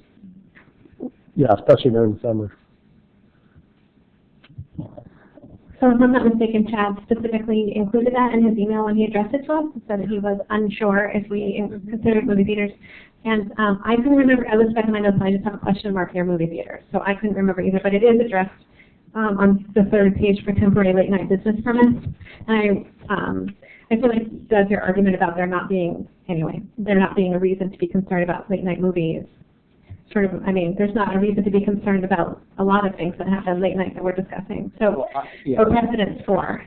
Well, what I guess I was saying was that, we have a movie theater in town. We have a lot of movie theaters nearby. They have a long history of running late into the evening, and we don't have, to my knowledge, I haven't seen anything that would indicate there's an increased safety or crime risk. And so I would personally be in favor of not including movie theaters in the regulation. Well, and I'd like to add, in our previous conversations with this, I brought up the ice skating rink. I'm a former employee. I was on their opening staff, and they do late night broomball and hockey events at the Sherwood Ice Arena. So there are some recreation-based facilities that do like.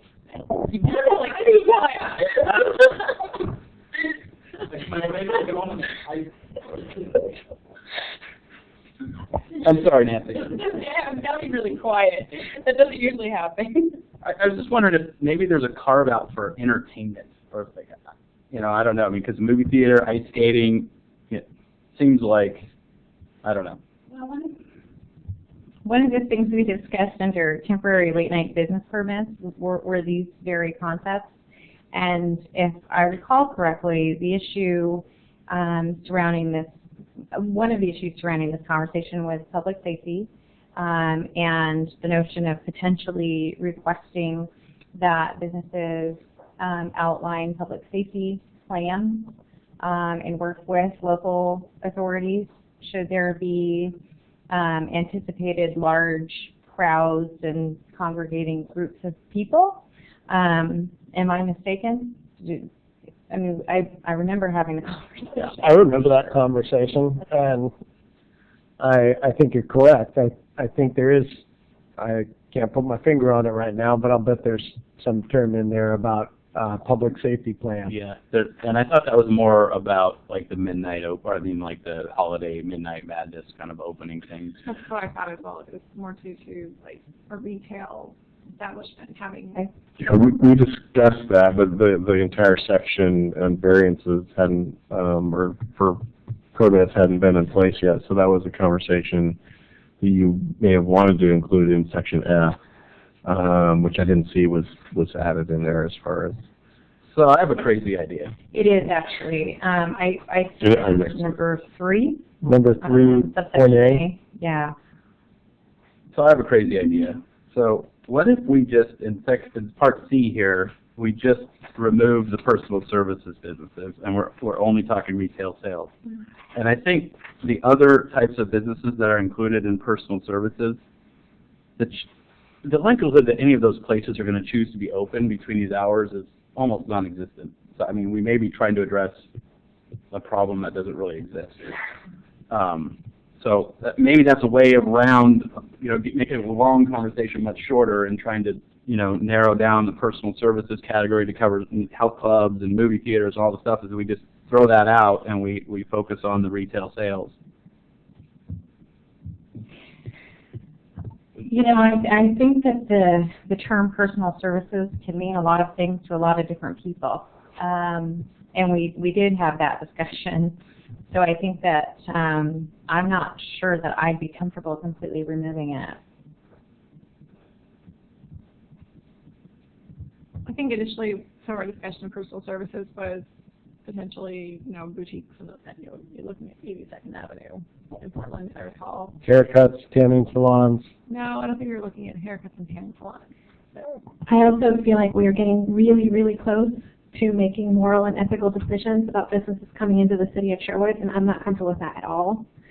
So if personal services seems to include a skating rink, a movie theater, and the YMCA, I think we should really talk about what a personal service is, and what we currently have and what we think may be coming. But I guess I feel like I'm not ready to have a discussion about trying to limit the kind of business that sets up in Sherwood based on what we don't, quote unquote, want to have. I don't think it's our decision. And to be fair, us having these conversations is already limiting businesses that are considering coming to Sherwood. One of my biggest concerns right now, because we are being self-selective of what we think is going to be open at night, is that I had a business that said, you're making an exemption for taverns and places that serve alcohol, which to me seems like it, from what the chief was saying, that alcohol-related behavioral incidents are high crime incidents late at night, and we are jeopardizing convenience-based sales in the competitive market because of that. And so I think that we're going down, I guess, a very icy road right now, and it's making me nervous, because I think that in any retrospect, there could be a need for some types of services that we're not thinking of. A good example is I was talking today about construction projects. As the economy grows, you may need more, construction-related access late at night for doing late-night projects from retailers that may sell, hammers or nails or wood and things like that. And so again, I know I've said it before, I feel like the marketplace should drive decisions when it comes to which businesses should be open and when they should be open. Yeah, I still think that gets to the fact that the concern there is the businesses, which I admire given your position, but at the same time we also have to consider the livability for the residents and the potential impact of having 24-hour, particularly retail. I'm less concerned about the personal services, but particularly large retail centers, and we may be looking at one right now, but it could be another or another or another as the years goes by, and I think that we really have to take careful consideration of the livability for the residents. You know, again, absolutely admire the business community and all that they provide, but we also have to consider our residents. I agree with that, and you know, I consider both in terms of how I look at these potential regulations, and I have been looking to the City of Sherwood mission tonight because it is residents and businesses that we need to be mindful when making these decisions. Tom, do you have any thoughts to weigh in on this notion of personal services?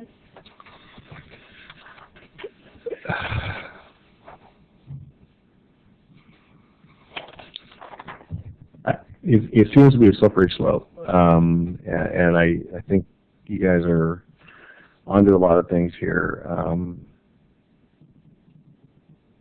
I really don't. I think that's really for you guys to figure out what it is, but I think primarily what I've heard is the retail sales, just in general, as a general concern, and not so much the personal services. But that's just kind of my take. And to a concern I think I heard earlier about, from Beth maybe, we do have some regulation against adult-oriented businesses coming to town already, do we not? I'm not sure. I believe that we do within certain distances from schools and other. It's not a general. No, it's just those businesses are part of the First Amendment, free speech, and so regulating them is a challenge. So I think we've probably done what we can, but I don't think we can go any further. Can I just say one thing? Yes, please. So as you're looking at what exactly you want to regulate, just make sure that if you decide you want to take out one piece or this piece or that piece, and just go back to your purpose. Mm-hmm. Keep going back to the purpose and making sure that it's still apply to what you're regulating. So just keeping that in mind as you're prescribing. Yeah. So with that being said, I guess I would just ask, I totally understand what Beth is saying, and I absolutely appreciate that.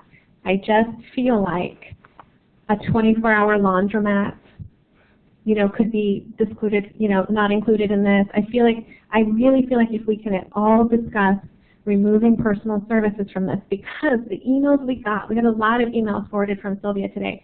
All of them talked about large retail. Nothing said, I don't want a 24-hour laundromat. Nothing said that. Everything talked about large retail. And so I feel like we're making decisions about not including businesses and dictating operating hours for really a wide amount of business. I would agree with that, and I would probably add that I would second the motion if it was made to remove public service with the condition that we can revisit it at any time after public comment if it so, you know, dictates. And I also agree. I mean, the things that I've heard from citizens over the last few months has been, other residents, you know, has been regarding retail sales. Retail sales and hours. And Retail, yeah, I don't. Retail sales and hours. I don't think I saw one email today that talked about personal services. So, unless somebody steps forward and sends an email after watching this on YouTube, then They won't have time. I don't think it'll be up by. So it sounds like we're moving toward removing personal services. Is that what I'm hearing correctly? I just want to make sure. Yes. Yes, okay. So, Did we also make a decision regarding movies? Well, if we remove personal services, then movies That is counts, out. rather than retail, that counts as personal services? It would count under personal services. okay. So for the sake of moving forward with a third draft for review, it sounds like we do have consensus to remove personal services from both the purpose and findings as well as subsequent definitions. I'd like to, so I agree with that. I think we all established that. Yes. Okay, so I'd like to talk about pharmacy a little bit. I'm really not comfortable with the way that we have this written, primarily because every pharmacy that I've ever heard of sells some amount of general merchandise. And so the way this is defined in D3, they would basically not be allowed to be open. So unless they only drive through, I suppose, but that doesn't seem very... That's correct, but that's what we heard from the committee last Well, time. that's not what we heard. Well, that's what I heard. Okay. That's what, Because we wanted to allow yeah. pharmacies to be open.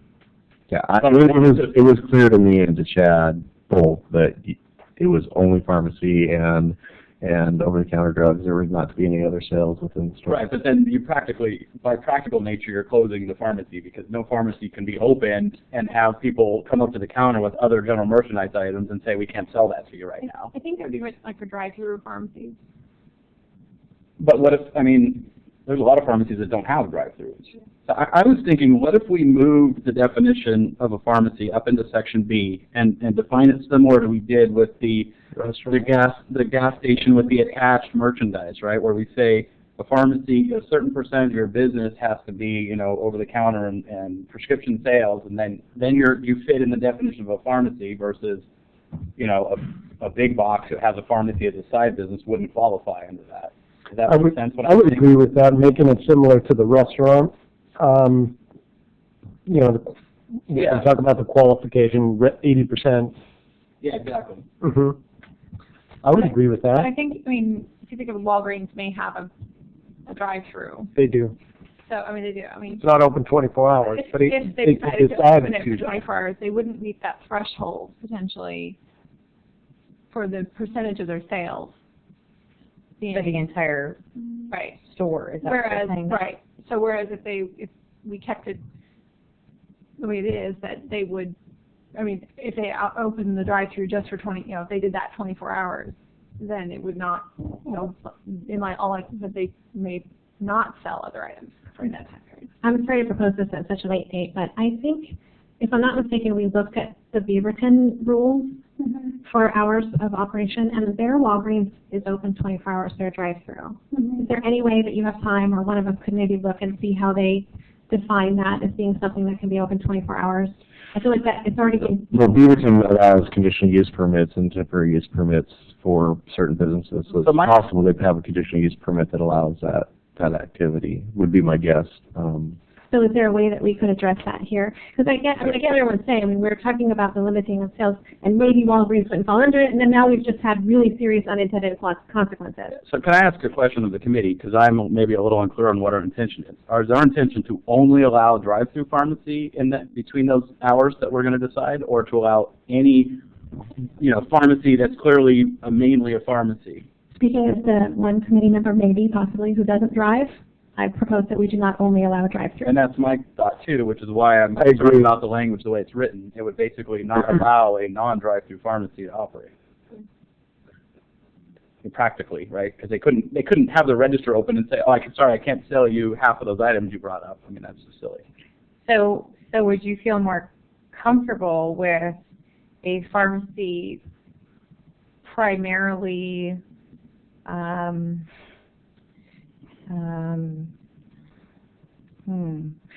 so the retail, how about something along the lines of the retail sale of pharmaceuticals in a standalone building? This is tough. I think there aren't very many old-style standalone. I think that there's one in Forest Grove that I can think of. Yeah, that are, you know, and none of those are 24 hours. In fact, they've been more limited hours because you have to have a pharmacist on staff at all times. Yeah. If like Walgreens could be open without a pharmacist on staff, they can close the pharmacy section. So, right, but this would be intended to facilitate the pharmacy remaining open. Well, or it could be open for, I mean, there's a lot of non-prescription items that people might want to buy in the middle of the night that it might want to be open for. Yeah, and I think that is working against what we've already looked at.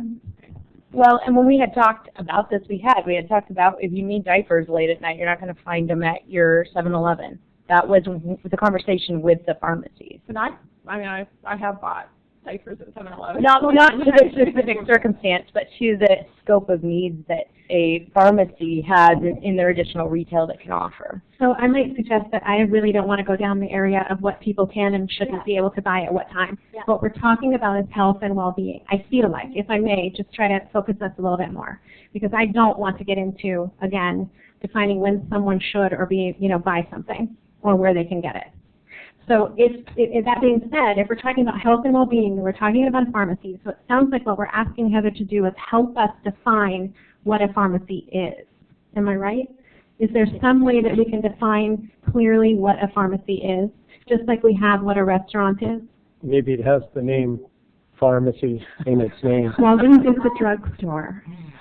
But it says, oh, yeah, correct. Yeah, I feel like the definition that's been provided here is pretty clear. I'm not sure. The sale of prescription or non-prescription over-the-counter medications in drugstores and pharmacies, provided that the sale of other merchandise by a drugstore or pharmacy to the general public for personal or household use or consumption prohibited by subsection C is not permitted by this section. Right, and the problem with that language is that it effectively closes any walk-in pharmacy, because every one of those is going to sell some amount of that general merchandise. Yeah. And it's not practical for them to run the register and only allow certain items to be scanned through between 1 and 5 a.m. Well, I think we're speculating there. I don't think that's much of a leap. Items, yeah. Yeah. And the people are able to walk around their store and put items in their basket, but they can only sell prescription and non-prescription items, so you're going to come up to the counter with a basket? Yeah. So, you couldn't buy a pack of gum. You couldn't throw a pack of gum on the counter under what this says right now. Right. You could fill your prescription, you could buy some antihistamine, but you couldn't buy a pack of gum. Or ice cream. A pack of gum or ice cream, a health and safety, health and welfare issue. Yeah. No, but you're in the store, you're buying the medicine, and then you pick a couple other items off the shelf because you're there, and the pharmacy has to tell you, I'm sorry, I can't sell you the pack of gum. So obviously what they're going to do is, if this is the rule, they're just not going to open, because they're not going to want to have the burden of trying to decide what I can sell you and what I can't sell you that you bring to my register between these hours. That's too big of a burden that they're not going to want to deal with. I guess I've seen several Walgreens in particular that have had 24-hour drive-through pharmacies available, and I don't see that has been a negative impact on the community, whereas having stores open on a 24-hour basis could potentially impact traffic and so many other issues that would impact residents. Okay, well, to move this along, and maybe we're just not going to agree, I'd like to ask Heather to draft, what some of us are trying to get at? Well, basically, you'd have this, which allows, it would basically like Walgreens could stay open, but they couldn't sell you, the gum. Which is on work. And that's basically what it says right now. I guess just to get a sense from the committee, what exactly, so you don't want to be regulating what people can and can't buy when this business is open.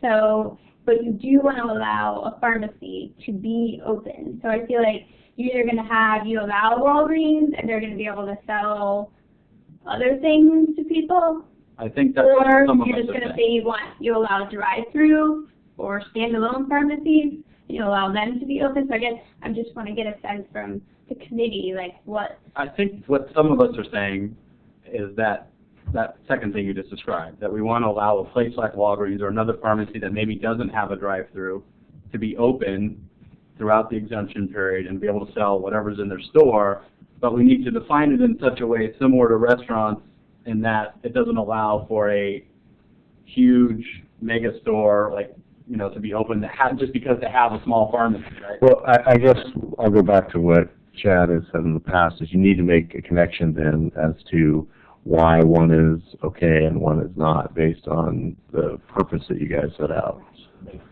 And I think that would be a challenge. Yeah. Sorry, I'm sorry that I used my cell phone, that was rude, but I just Googled the financial statement for Walgreens, and it says that 61.5% of their sales come from prescriptions.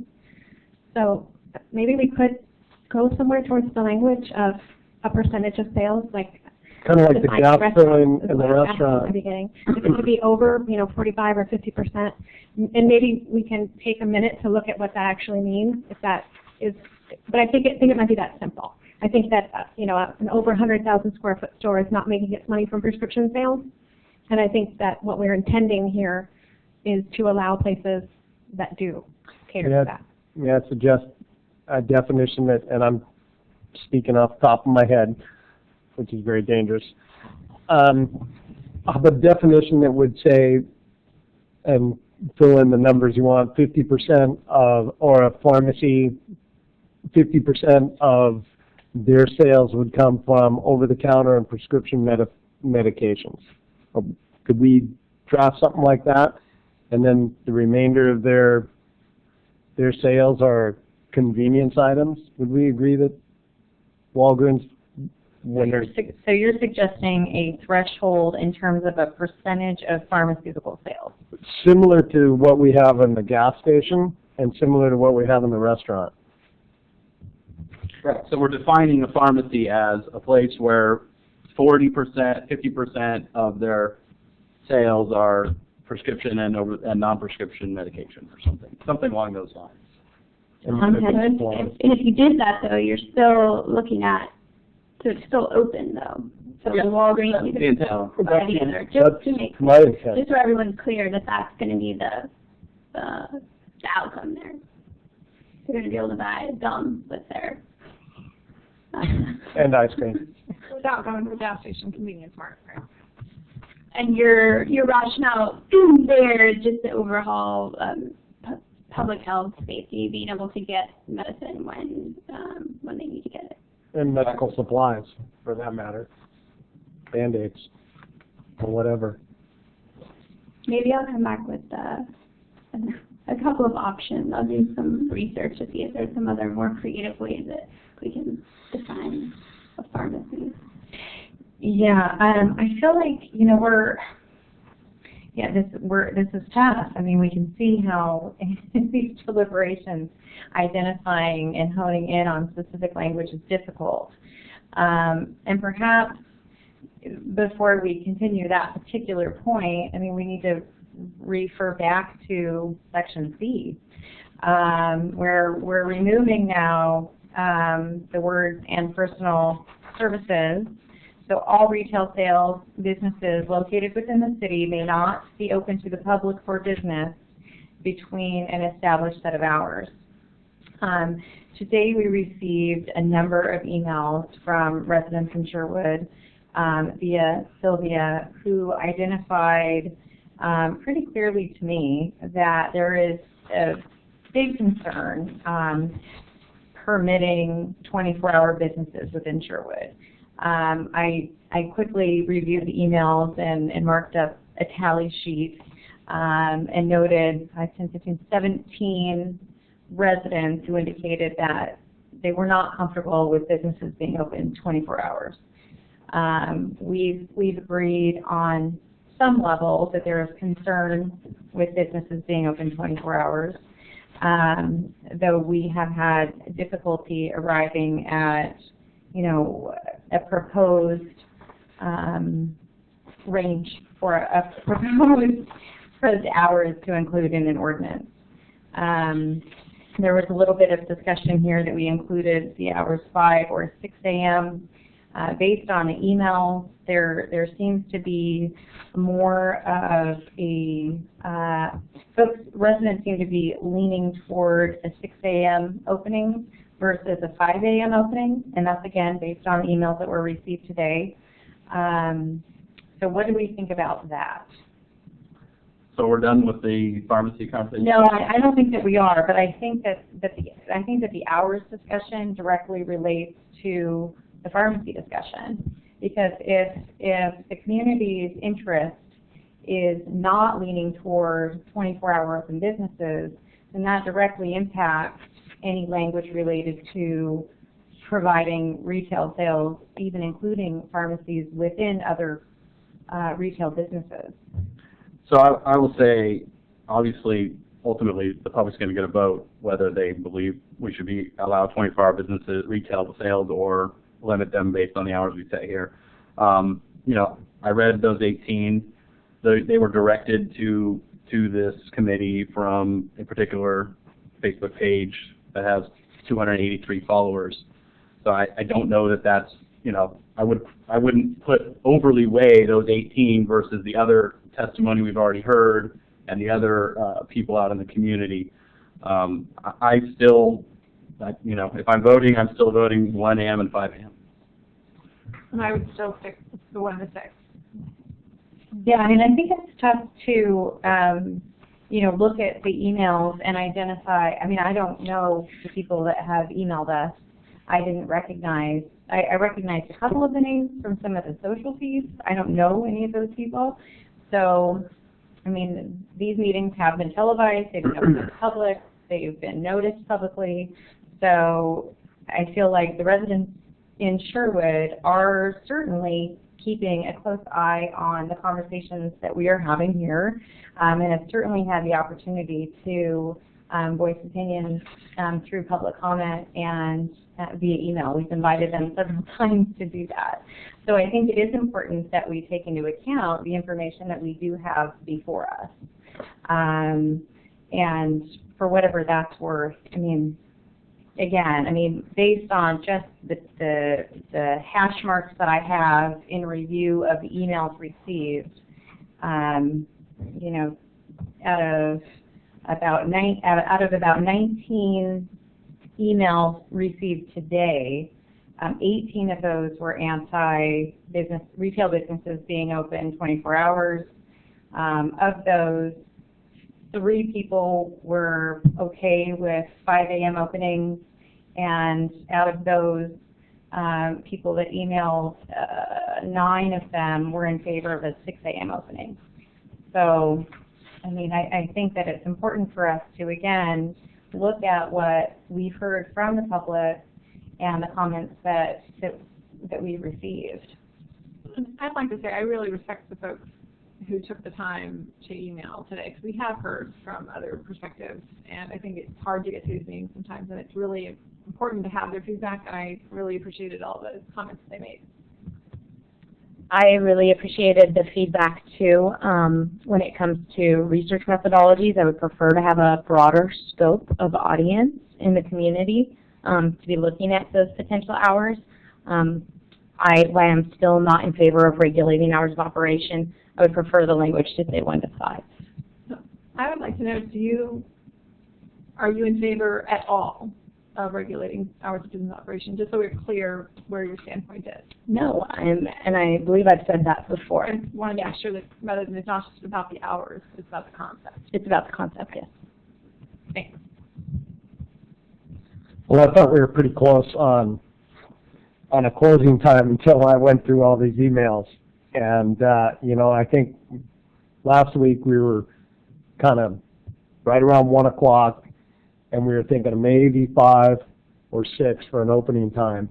And then looking at these emails, they're quite a bit different than our closing time. I think there's a fairly good amount, and like you say, I would agree that Sherwood's 18,000 people, and we've got a listing here of 283 followers, but the hours are, I'm sorry? I'm sorry, Mary was just questioning the followers, and so I wanted to, I'm sorry, Larry, I didn't mean to interrupt, but some of the emails were cut and paste, a question and answer, and that was directly from a Facebook post asking for emails. That's what they're referring to, and I noticed that, although we do have some that didn't have the cut and paste of the specific yes/no question. And I will say that I forwarded that Facebook post on to my Facebook friends and shared it so that my neighbors, and I mean there's a pretty large contingent of the company that I work for that has people working in Sherwood, and I know quite a bit of people, so you know, the more people that would share that, the broader the opinions you get. What I was getting at is that some of those times, I mean, maybe we need to, I'm kind of set between my 1 a.m. and 5 a.m. thing. I think that's plenty, but looking at these emails, there's obviously some as early as a closing time of 10 p.m. and one resident cut and pasted the hours of Target and said that's plenty, and I'm like 8 a.m. to 9 p.m. or something like that. I might have been 10 p.m., but they were pretty restricted hours. I'm thinking that's like an hour or two after I leave for work. And I did consider, because you guys had mentioned previously, we talked at length regarding odd shifts. Mm-hmm. So I did still think that 1 to 6 was the best. And given the tally, as you said, I kind of did my own at home and came up with the 1 to 6 was still something that I would feel very comfortable with and I felt should be supported. Again, this is going to be something that if City Council forward, that it's going to go to a vote. So it needs to be something that the residents will support. Yeah, and Larry, just like you, I mean, looking at these tally marks, it seemed based on just the comments that we received today that the residents of Sherwood indicated a midnight close would be far more palatable than even a 1 a.m. close. Mm-hmm. And so the 11 a.m. and the midnight actually won the email, I guess, comments today in terms of my tally marks. So, this is... Do you think it would be possible to get a wider range of the residents of Sherwood's opinions on an opening and closing time where we could come down to kind of like what we were talking about last week, either midnight to 6, 1 o'clock to 5, get it down to 2 things, and then come up with some sort of choice that we can bring to the City Council for a I recommendation. think it would be hard, given the time we have remaining, to get any kind of representative sample. That's my And thought. we could get the people who are already, kind of activated and motivated, but getting a representative sample of the whole town would be much more challenging. We'd have to commission a poll, and that would take some time and money. It's hard enough to... Yeah. I have an Outlook program, like everybody else does, right? Don't you have like a little email that, and I don't want to put this on you, Sylvia, but when people email you, don't we have the technology, for lack of a better word, to say vote yes, vote no on your email? Yeah. How do we build the email? I'm sorry to be the devil's advocate, but I'm just going to say we need to make the decision. Okay. I feel like City Council has passed it on to us. Okay. And while we might not, this is my opinion, No? and while we might not feel super comfortable making that decision, we've been asked to. And I will state for the record, again, I'm not a resident of Sherwood. I don't think that was a secret. But secondly, as a business owner, I don't believe in regulating business hours. I just know that's how I feel. I don't want someone to tell me when I can open and close my business.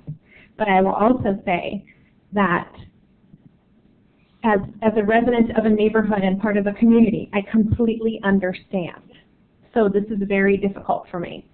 So, it's very difficult because I care about this community greatly, and I live in a community where business hours are limited. And so that being said, I would like to ask that we consider 1 a.m. to 5 a.m. And I'll tell you why I'm staying with 5 a.m. The YMCA here in Sherwood opens at 5 a.m. And I get that we're talking about retail, and I get all of those other things, but I feel like the Y is in my own personal opinion, a pretty good, picture of, what's kind of happening and where people are going and movement and all those things. And I feel like, it's already a city place and it opens at 5. And I saw that people cut and pasted retail hours of, currently operating businesses, and I saw that that's really important. We should take that into consideration. But as the chief said, we are discussing growth, and we're talking about, bringing new people in and, making sure that we have things to offer and that we are attractive but also safe. And so I stick with the 1 to 5 a.m. based on that. I absolutely agree with you, and I would add in Starbucks, Dutch Brothers. Sorry. But it's the same bias too. It's kind of the wake-up companies of this town, and most everybody. And so I would agree. I might be willing to go to midnight to 5, but my first choice would be 1 to 5. And Rachel, again, I'm going to ask a similar question. So with that change, you would support this as an ordinance? I'm not going to support it as an ordinance either way. I understand the 1 to 5. It's a struggle for me. Again, it's really a struggle, but I will not support an ordinance that tells businesses when they can't operate. And it's only because I own a business. If I didn't, I might be thinking differently, but maybe. But frankly, I don't want someone to tell me when I can open and when I can close. even though I'm a restaurant and I'm not included in this ordinance. I want to make that very clear. This doesn't affect my business. So it's just, I see a lot of reasons why at some point the city may want someone to be open longer. And that being said, I also noticed that in some of these emails, people said we don't have 24-hour business in Sherwood. So I just want to point out that some people didn't even know that we have it already. So to me, that made me understand that it's not quite an impact yet, which doesn't mean it shouldn't be handled. So again, if I lived near a place that was considering open 24 hours, maybe this would be different. So, I'll just say I'm on the fence on this one overall, to be honest with you. I see the reasons that Rachel and Nancy profess, but I also see the other impacts that, for the community that we may want to have. So I don't know where I'm going to go on this one, to be honest, but I would be a lot more likely to support 1 to 5 than I would be 1 to 6, and so I'm going to stick with that. So, question, Tom and Heather. At the time that we make a recommendation to City Council, all of these ordinances will then be reviewed and open to public comment. Mm-hmm. So the council, upon their review and upon receipt of public comment, could still at that point make a modification to some of the language that's proposed by this committee. And likely will, as they find additional information and they have a chance to go through it and refine things based on their experiences and knowledge as well. They'll have a very short time frame to do that. That's why it's been really helpful for you guys to put this language together. They'll basically have public hearings scheduled on August 6th, and then they will probably have to, at that meeting, tell us what they want changed, because on August 20th they'll have to come and adopt it. They might be able to make some minor amendments on the 20th. So they'll have one meeting to hear public testimony and make changes, and that'll be it. So not a whole lot, but they certainly will have another opportunity for people to weigh in on the conversation. One suggestion on this hours of operation is, we can leave it the text as it is, and someone can make a motion when you guys get together on Thursday to figure this out. I think that might be the only way you guys actually get there. I feel like we've got 4 right now in favor of 5 a.m. Correct me if I'm wrong. What did you say? I don't necessarily think that's the point. I think that we shouldn't go with the popular answer. I think we should go with the right answer. And so after listening to Tom, I'm going to change my position a little bit and say, I think we go with, I'm thinking if at all possible, can I not vote? Can I abstain from voting? I feel like we should be, working towards something that we feel we'll want to forward.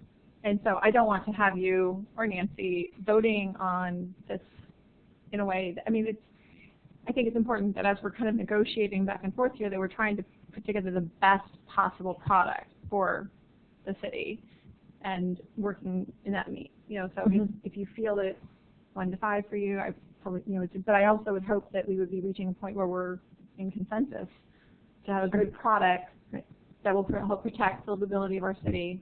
That the city council will help. I guess where I was going with it was changing my position and saying maybe we send it to city council saying we couldn't make the decision on time.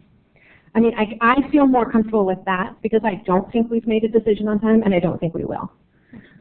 I feel more comfortable with that. With respect to you and Nancy, sorry, I respect your decisions of not to tell any business what hours they may or may not be open, and I think that's, kind of like Doug, I'm kind of on the fence a little bit, but I think that's why I'm going with 1 to 5, because that puts the minimum impact on retail businesses. And I guess that's where I'm at. I feel that if I knew that you would both be in support of this going to city council, that I would probably feel more comfortable moving to 5. Let me say this. I don't know how I will ultimately vote when it gets to the ballot, but if it's 1 to 5, I would put it in the voters' hands. I agree. Then I will I support 1 to 5 a.m. Okay. So for the sake of this section, then I would suggest that we do leave this between the hours of 1 a.m. and 5 a.m. And provide council the opportunity to take into account citizen comments and emails and additional testimony at the public hearing. Because I would second eventually, that if that's a motion. it's not a motion. I don't know if we don't need to state that though, because they're going to do that explicitly. They're going to do that Yeah, anyway. for sure. Yeah, exactly.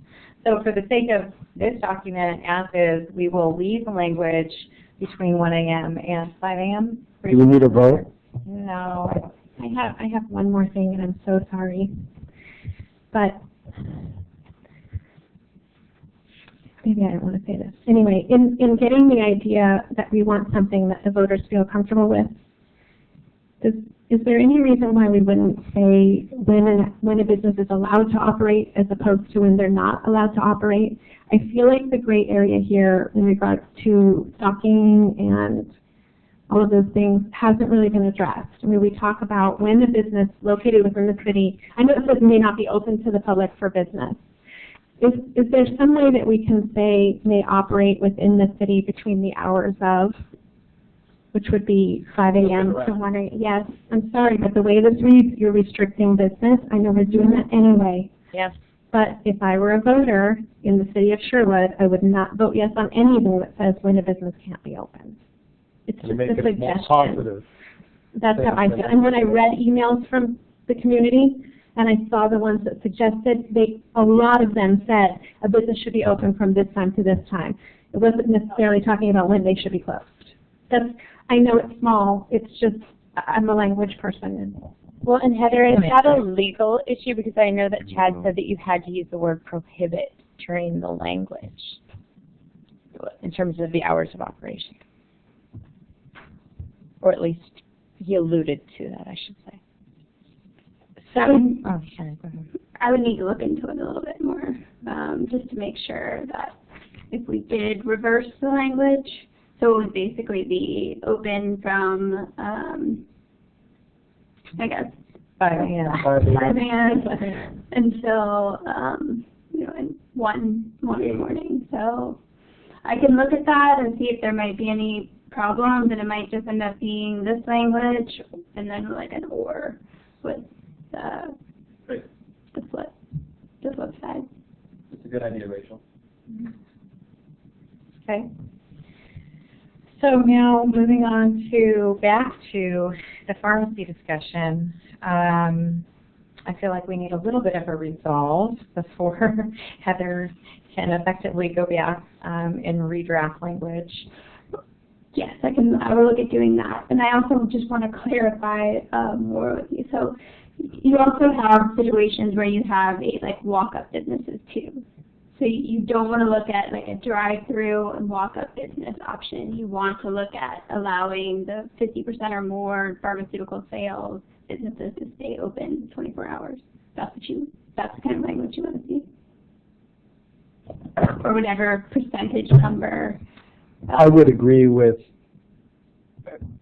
wording it so that a pharmacy on a walk-in or drive-through could be open 24 hours.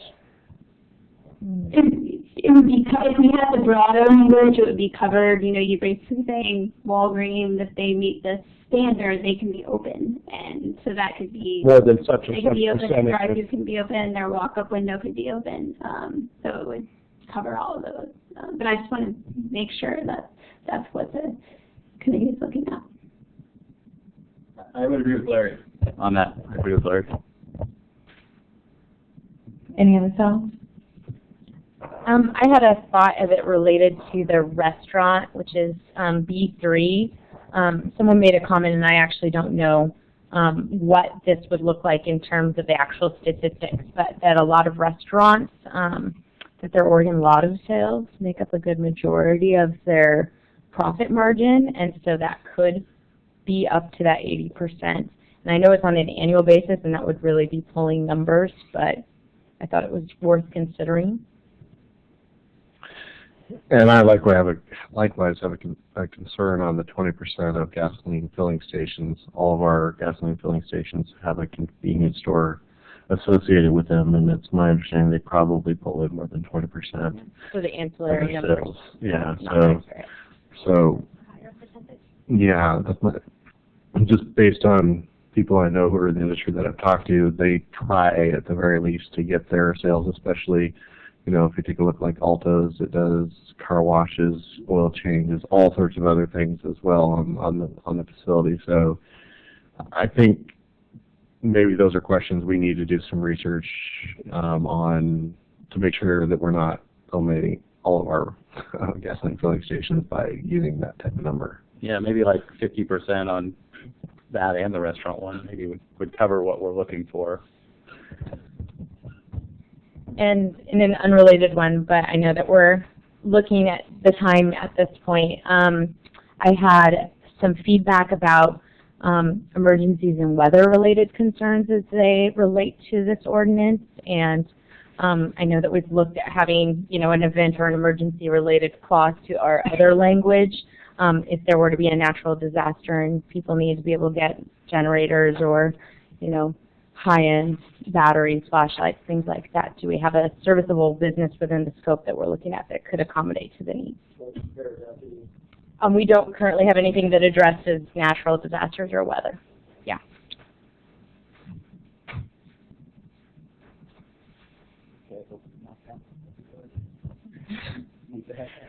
Is there a conditional use permit that you have to fill out? Section 3, under point A on page 3, it says there's a temporary business need such as extended holiday hour, shopping events, Black Friday, et cetera, et cetera. Maybe we could add emergency. Yeah, I think the problem with that is it requires the application and granting Oh, of it does. permit, Yeah. may not be. I think maybe we can add something similar to we had in camping, right? Except that the police are jointly enforce this. So again, can we not just let chief, I agree with Larry, maybe we need to include that because I work for the Salvation Army and the Red Cross, I get it. But so maybe we just include, in case of emergency and allow the police and the chief, and the designee, let's let them figure out whether it's okay without. Enforcement and authority, responsibility and authority is based on their, right. So I would do that. Yeah, I'm saying maybe add emergencies to the sale, but not discuss it. You know what I'm saying? Does that make sense? They don't have to have the variance in a timely manner. I'll let Heather work it into there. Heather, do you feel like that's something? Sorry, I'm Well, I've seen common language in through state things and other things that basically say, notwithstanding anything in this section of code, the city manager can declare an emergency and Et cetera, et cetera. Right. Yeah. We have an emergency management plan and things that can happen anyway. So I'm pretty sure we could overwrite this section of code regardless if there was an emergency. But certainly, if we wanted to put something in there, we could add some text that would be too difficult. And I think the blanket language that you discussed is more than reasonable. Would everyone agree? Agreed. Great. So on to, does anyone have any additional comments on page 2 at this point? I'd like to throw something out on page 3. One of the things, and one of the reasons that I remember us discussing the 1 a.m. and 5 a.m. closing period already included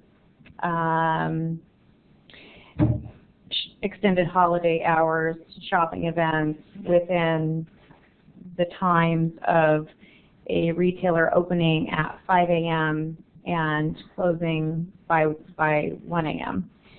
So I want to be sure that this section, number 3, subsection A, is really what the intention is here.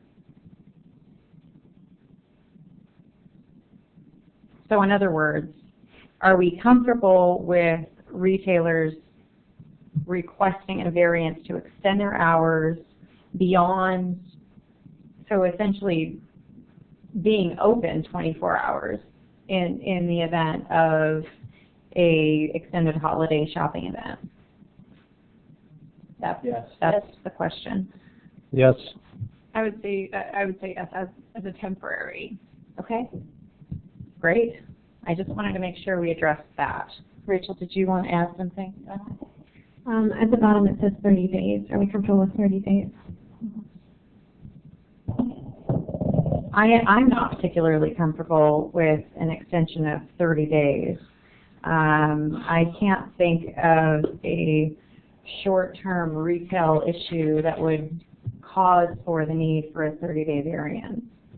And that's in my experience managing all kinds of retail centers. I can't what do you guys any circumstance. think about 7 days?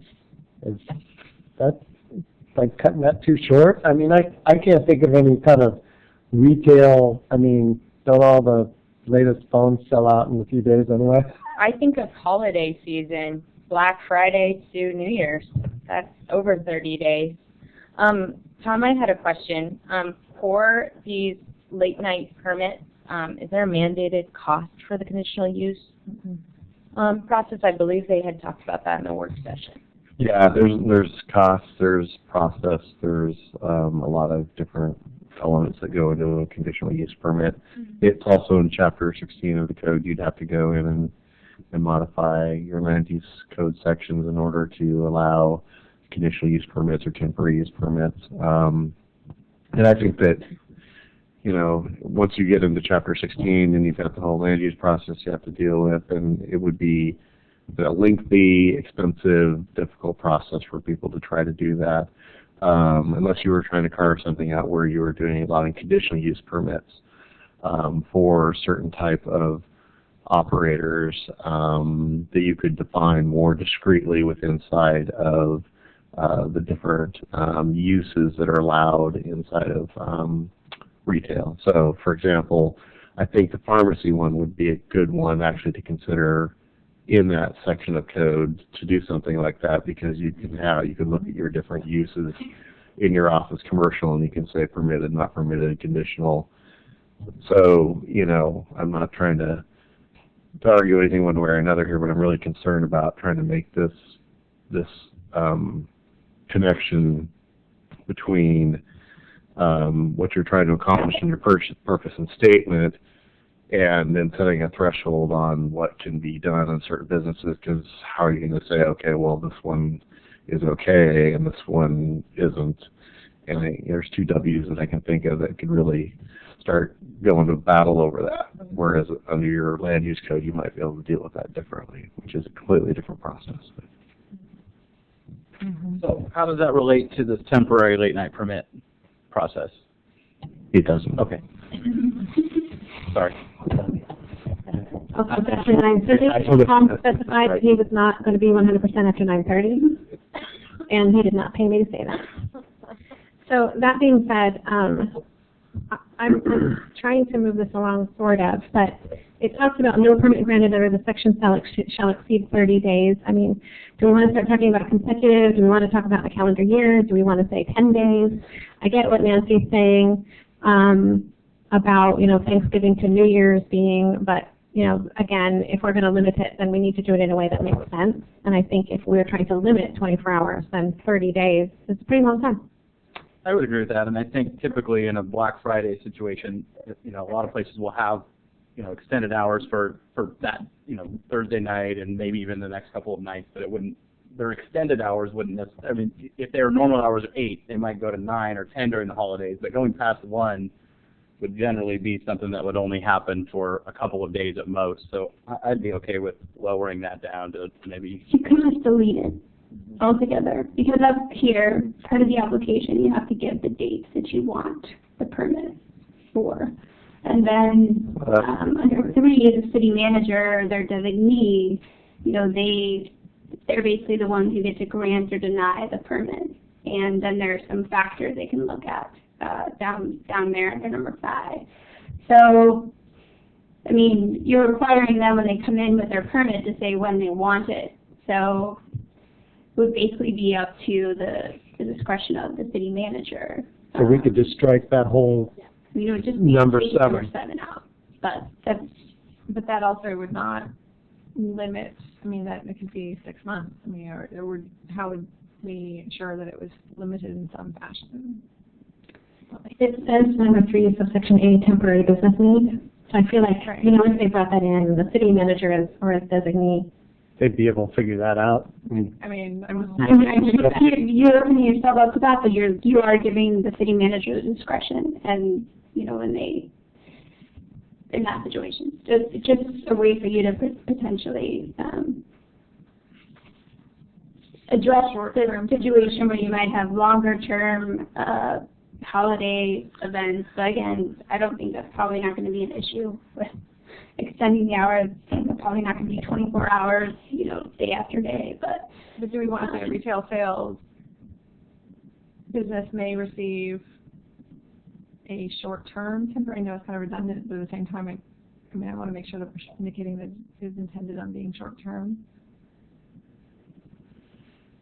Because the temporary circumstance can last months under some policies.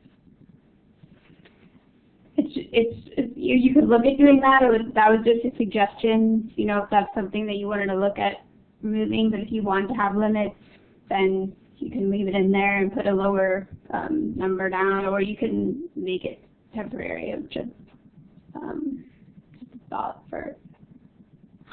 I'd be in favor of deleting it. In its entirety? Because on section 3A, it gives examples of the temporary business need, and then under B, it says it will not be unreasonably detrimental to public health, safety, or welfare. So the city manager, the designee's got those guidelines to go by.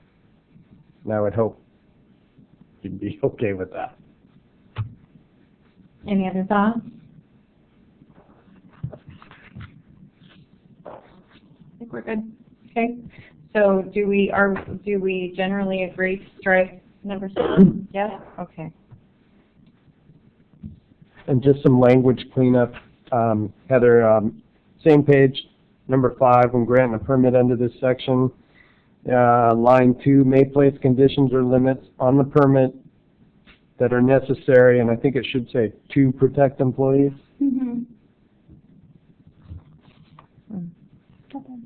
Little stuff.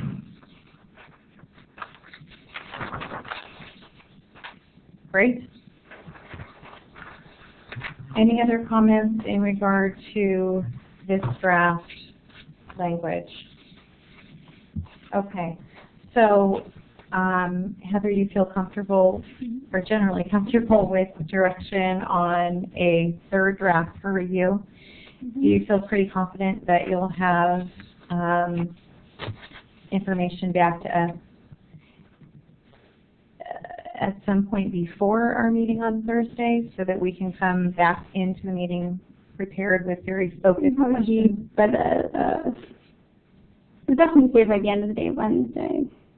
Can get it back. It shouldn't be too hard to. And it'll just what I'll do is the changes from this version are going to be, there's going to be strike-throughs, and then the additions will be italic. That would be great. If at all possible, we'd love to have the language by end of day Tuesday, so that perhaps Wednesday we have the time to go through both the camping and 24-hour language, just the revisions. And I know it's just a special request. Yes, I mean, hopefully, I'm basically just have meetings and I'm out of the office all day tomorrow, but I'm sure somebody else, if I give them direction, hopefully they can make the appropriate changes. And then I can just review it to make sure that it is what you're looking for. It might not be close of business, but tomorrow. Okay.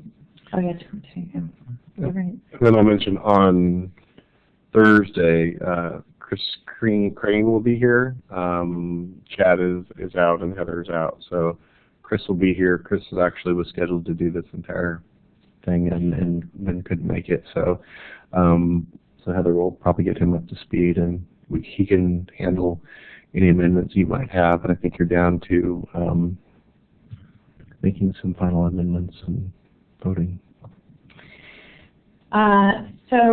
Lastly, on our agenda, we do have the general discussion and review of the first draft report to City Council. Is this something that you had an opportunity to review? And would you like to share any notes? Anyone? I would just like to say thank you for the amount of work obviously since you've put in since we met last on Thursday. So thank you for that. And it was through line by line. You're welcome. Yeah, thanks. I got to review it a little bit, but I would think in the essence of time, maybe we could address this first thing on Thursday. I think Mirta has asked for some feedback so she can make some changes by Thursday, and I certainly have some feedback. So I'm open to I'm it. sorry, go ahead.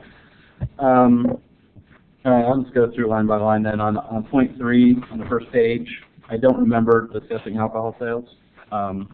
We did discuss firearms and musicians. That's kind of a small point, so I'm not going to belabor it. I think I might have mentioned that when we talked about the 1 a.m. closing. We talked about they stopped sales at 1 a.m., but we didn't talk about regulating alcohol sales at all. You know, I seem to remember, and I don't recall exactly who, but I do seem to recall someone asking about that, and so I just, in spirit of being fair, I wanted to be comprehensive. Okay. Well, and it was preempted in the council work session, right, so and that's it's noted. within the Yeah. conversations we had. Okay. On to point 7, I know this was on the agenda this way, but honestly, I don't remember having any conversations about promoting a supportive environment for small retail businesses, and I'm not sure that I agree there's a direct connection between that and regulating business hours. What I remember talking about was starting to talk about different regulations we might pursue, but not any kind of promotion of supportive environments. So I just don't care for that language personally. Yeah. I think that was one of our very first meetings. I mean, that we talked about that as an issue. We talked about it as a goal, but I don't think we talked about any specific items. direction that was going to do that. It was a line item on the 4th agenda, yeah, but we never talked to it directly. But in getting to the next page, general findings, because I think each of these points are then addressed. Yeah, and I don't like it there either. Okay, well, And that's okay. it wasn't that it came up. It's getting late, so I'm being blunt. I'm sorry, I didn't have time to review. I read it really fast on my cell phone while I was making soup. So that being said, I have to say that I did take a little bit of issue with that wording, Mirta. And I mean, you put it on the agenda, but I feel like you put it on the agenda, and at no point do I feel like we tried to address ways to support small business in the community. Yeah. That's how I feel, but I'm not quite sure that that's clear with how we discuss things. But it was one that stuck out to me. I've heard a lot about trying to protect small business outside of here, you know, and preventing large business coming in, but I don't feel like we specifically address ways to support a small business. Okay. So do you suggest that I then just, and that's fine, I don't take offense to any of this, this is why we're reviewing the language. Well, what you did do, though, is if you take a look at your purpose in regards to that particular ordinance language you put together, you did talk a lot about public safety and, you know, the other things, so you might be able to take And that something. promote public safety Right. if you looked at regulating business hours. Right, yeah. So Okay. to change that out with something that's actually in the purpose statement of your. Okay. I think so. How to better Public safety, welfare, and So how to better promote public safety and wellness? Just public safety? Okay. And I would say public safety and livability. Yeah. I mean, Okay. Perfect. Thank you. So I'll skip on to point 9. Kind of along the same ways, same means. I don't think we talked about promoting a way to produce family wage jobs. We talked about trying to mandate or regulate businesses to have living wage jobs. And I think those are very different things. Okay. do you have a suggestion on improved language? I think if we just, I mean, you could just strike that first section and say we had discussions related to wages and benefits. I disagree with that one, Doug. I do feel like we could say, because there was discussion about how to provide family wage jobs within the city. And I think, I feel like I feel like there was discussion about how to provide them. and how to encourage. Could we possibly say how to provide family wage jobs within the city? I mean, I think there was a lot of people saying we want to produce and provide family wage jobs, and I think we would all unanimously agree with it. it's the But same we didn't discuss any idea of how we were going to do that. We just said we want to do this, and by the way, we want to mandate wages and benefits.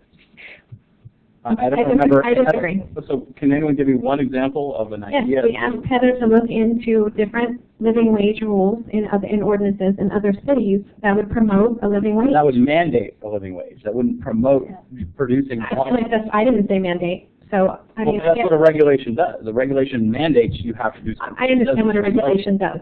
Excuse me, respectfully, I feel like we did talk about this, and maybe if we need to vote, we can, but I feel like we did try to talk about promoting and producing family wage jobs. I would agree with Rachel, but I would also be comfortable with the word, to how to ensure family wage jobs within the city. I'd be comfortable with it, sure. Rachel? Larry? Help. Rachel, did you? I'm okay Okay. with that. Ensure Okay. or encourage. I know we discussed that, right? I like ensure. Okay. I prefer ensure. Okay. I hate to be particular on language here, but I would feel comfortable with ensure and encourage, because the notion of presenting an ordinance related to sick leave would indeed encourage the city of Sherwood and its residents to look at this as a potential ballot measure. So in that regard, I'd like to let the city council know that this was an issue discussed as a means of encouraging the city to look at this as a potential ordinance. I think that's a good idea. I'm not sure since we never discussed the sick leave ordinance in any detail, I'm not sure we can say that this committee encourages the city council to take it up or not. Mm. Yeah, I was kind of thinking about Okay. my assessment was encouraging businesses to, I wasn't encouraging the city to come up with a mandate. I was encouraging businesses to provide a living wage and whatever for their employees. And honestly, that's why I left the language pretty vague here, as opposed to talking about specific businesses or developments or what have you. It was my intention with this language to keep it relatively broad, and that's why I said within the city, related to wages and benefits. I just really want to be careful to present what we feel collectively we've addressed and discussed. Exactly. I feel like we spent as much time talking about the living wage ordinance more than we did in specifically sick leave, but we actually talked more about the issue of living wage as part of this committee. And these are just, I think it's, we discussed a number of issues, including but not limited to. It's not saying we're asking you to take action, encouraging you to take any action to the city. It's just saying this is what we've discussed. Yeah, it doesn't say how long we discussed each one or how in depth we got. We did discuss them, some more than others. I feel comfortable with the language ensure and produce, and I would like to add that we will get the opportunity to talk to these at that meeting, correct? Because we do have a verbal presentation as well, so we could talk to that language specifically. That's right. So the way the August 6th meeting is kind of put together is under new business. There will be an opportunity for someone to do a oral presentation or the written presentation that you are handing out, and then we will go into public hearings to actually consider the language that's put together for each of these ordinances separately.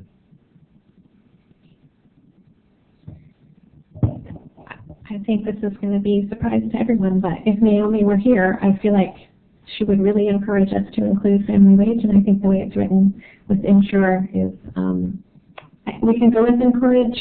I feel like it's, I'm not going to, have fit, quote unquote, about that, but I do feel like Naomi brought it up really a lot and made sure that it was front of mind for us, and so it definitely needs to be, ensure and encourage is fine with me. Objection. No objection. Okay.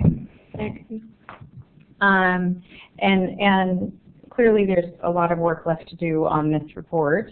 Any concern regarding the language on general findings that you've had an opportunity to review? Yes. I'm sorry. I really feel like it's important that we call out on number 2 that the mayor specifically asked us to send that to the chief. I've gotten a little bit of public feedback. I don't know if it's even about to mention, but I've gotten some feedback that people felt as though we sort of let that go pretty easily. And so I just would like to include that the mayor was the one who expressed that we might be able to might be better sending that to the chief. I appreciate that. And that he wasn't, was he on the record when he did that? I'm not quite sure. I can't remember either. But, Okay. so we say at the suggestion of the mayor, Yeah, decided. at the Well, mayor's request or suggestion. I would say with suggestion. Okay. Yep, not a problem. That's easy enough. I prefer engage to direct, but it's. Oh, yeah, I wanted, yeah, okay.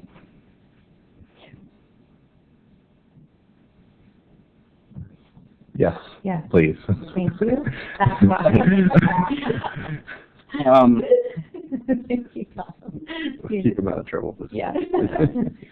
So I think we should modify 7 similar to how we were going to modify 7 on the previous page. Well, are we? I'm sorry. Do we want to take? So you want to include alcohol sales again in 3? Whatever we decided to do on the first page in 3. Did we strike it? I don't remember. I think we kept it. Okay. I think we kept it. I just wanted to make sure. That's fine. Okay, my understanding is that I'll keep that language and just include the language that because of the preemptions that led to the dismissal of further discussion. Similar to that of the pesticides. On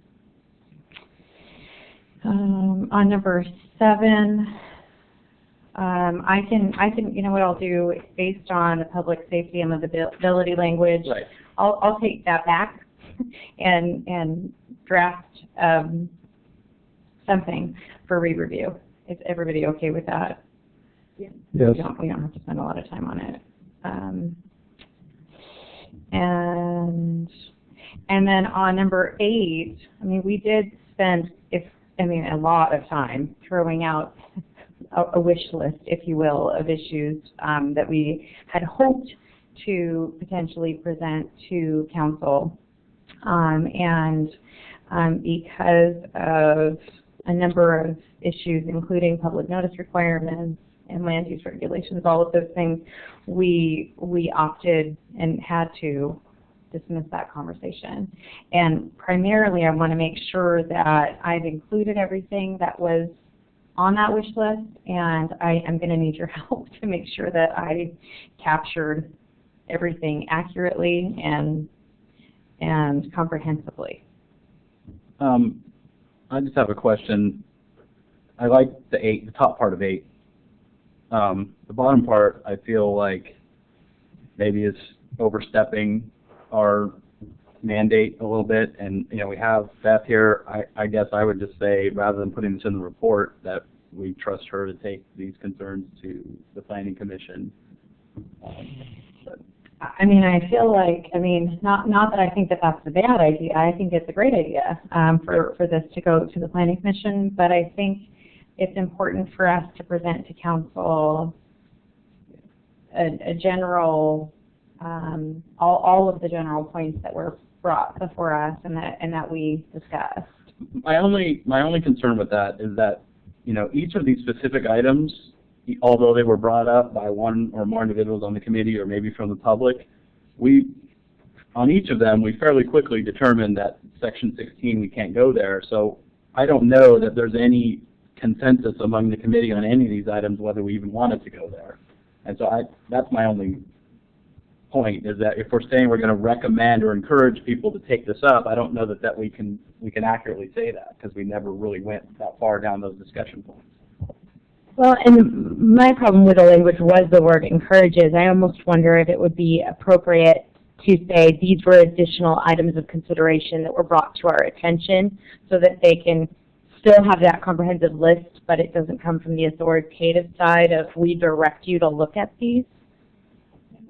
Number 8, yeah. I don't see encourage on number 8, but that's okay. On the however part? Yes. Okay. I agree. That's the point I was trying to get to, is that I think it's fine to say these items were brought up, but just leave it at that and not give any kind of encouragement, since we didn't really, as a collective unit, decide whether we wanted to pursue any of those or not. Well, honestly, I would have pursued those things, but Tom told us we couldn't. So, that being said, I feel like it sort of stifled conversation. I understand, which to me is the same thing. Yeah. I'm sorry, it's really late, and I keep seeing that it's add adult language here. I did too. Don't encourage me at this point. Anyway, I just feel like I'm okay with encouraging council to maybe not direct staff, but again, encourage staff and existing or newly appointed boards to review these items. And maybe it's not specifically these items, but I feel like a lot of people have said that they were disappointed in the work we did here, and a lot of that was because they didn't understand that we weren't allowed to discuss some of the things they brought to us because of Chapter 16. And time, I get that, but my point is, I feel like the disappointment that people are feeling is valid because they didn't understand Due to time constraints. yes, that we sort of were directed not to deal with those in the first place, and that it still needs to be brought to the attention. Just because we didn't address it doesn't mean the council shouldn't address it. Correct. So I guess I want to make sure we don't lose sight of that. And that was my hope in including that language. So thank you, Rachel. But yes, that is why I felt like it was important to include the language. Tom, do you have anything that you'd like to throw in? No, I think that I do think it's important to recognize the conversation and the constraints that were out there, as well as the fact that there is a planning commission, which I think most, if not all, of these would fall under their purview, and so I think leaving it out would probably not be in the spirit of what the conversations that you guys had, and so how you get there, I think you guys can consider, but certainly these would be things that would probably go back to council, that council then would take to the planning commission to consider. I wouldn't be appropriate to ask a member to do that. That wouldn't be something that they would be bringing forward in any way. That would be something that the planning commission would want some direction from council in order before they would consider those things. So, and maybe this is less of a conversation of exactly the things that you talked about, but yet that there is work left to be considered and done by other boards and committees, through a listening process to the community and the other input that they've received, because you guys are doing something very specific for certain things in a very limited time frame, but that's not the end of the conversation. And I think you need to make sure that the conversation doesn't end here with this report, because I don't think anybody expects it to, including council. Okay.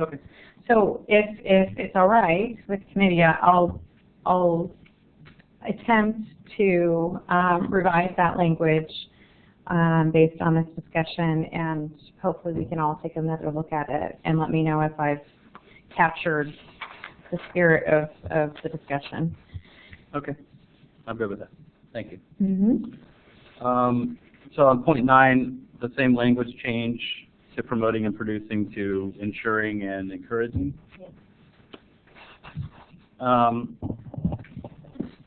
And then, sorry, go ahead. And actually, I would say, instead of saying family wage jobs, say living wage jobs, because that's, again, and I meant to say that earlier, potentially because that's in the phrase Naomi used. Yeah, it's not 9 on the first page. Okay. Yeah. And I also want to say that in regards to the living wage, I think this is something that might need to be called out similar to the way we did with the preemptions on some of the other items, because even today, this is still coming up. Why aren't you doing living wage? Why aren't you doing living wage? And so I think our report should reference the fact that we are preempted from doing a wage standard and like we did in the other areas.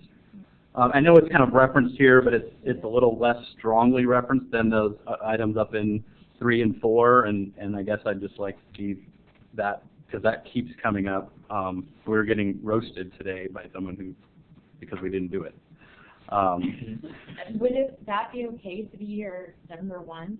That we're getting roasted? Not that we're getting roasted. No, I think it's fine where it is. I just think we need to make similar language that we did with the preemptions. I'd also like to suggest we pull sick leave out to bullet point 10 instead of lumping it in, because I do think that we talked a lot more about that. We actually had a draft ordinance. So I think lumping it in with the rest of the benefits issues is maybe giving it a little short shrift. So because we had a draft, it was easier to draft because we had that local sample, we didn't actually get much really into the discussion of any of the particulars. And that, I mean, I don't feel like we had much of a discussion on it. We really did run out of time. I mean, it's definitely something I would have. Yeah, I want to leave it in. I just want to pull it out to its own bullet point. You know, that I had thought the same thing, respectfully, Beth. It's just, we really were preempted from addressing. We talked about living wage jobs, which I already said, but we didn't really address it because we weren't allowed to. But I feel like we spent money and, attorney money and time and on a sick leave ordinance, and I do feel like it should be in number 10. And that we decided we weren't able to do it because of time. I think in the spirit of the other things and the way they're listed, it was something like an afterthought. I don't feel like it was an afterthought to me. I feel like I spent a lot of time on it. Okay. So, finishing up on number 9 real quick, not including the sick leave, I would like to strike the language in bold at the bottom, because I don't think we got far enough into any of those items to make that strong of a recommendation. Or at least modify it to be, something different. Okay. What would you like for it? I mean, how different? I mean, I can recraft the language. I just want to make sure that I'm capturing what it is that we want to present. And I would ask the question, do we agree in an effort to better promote and produce family wage jobs? I think it was ensure and encourage. But but this is a different issue.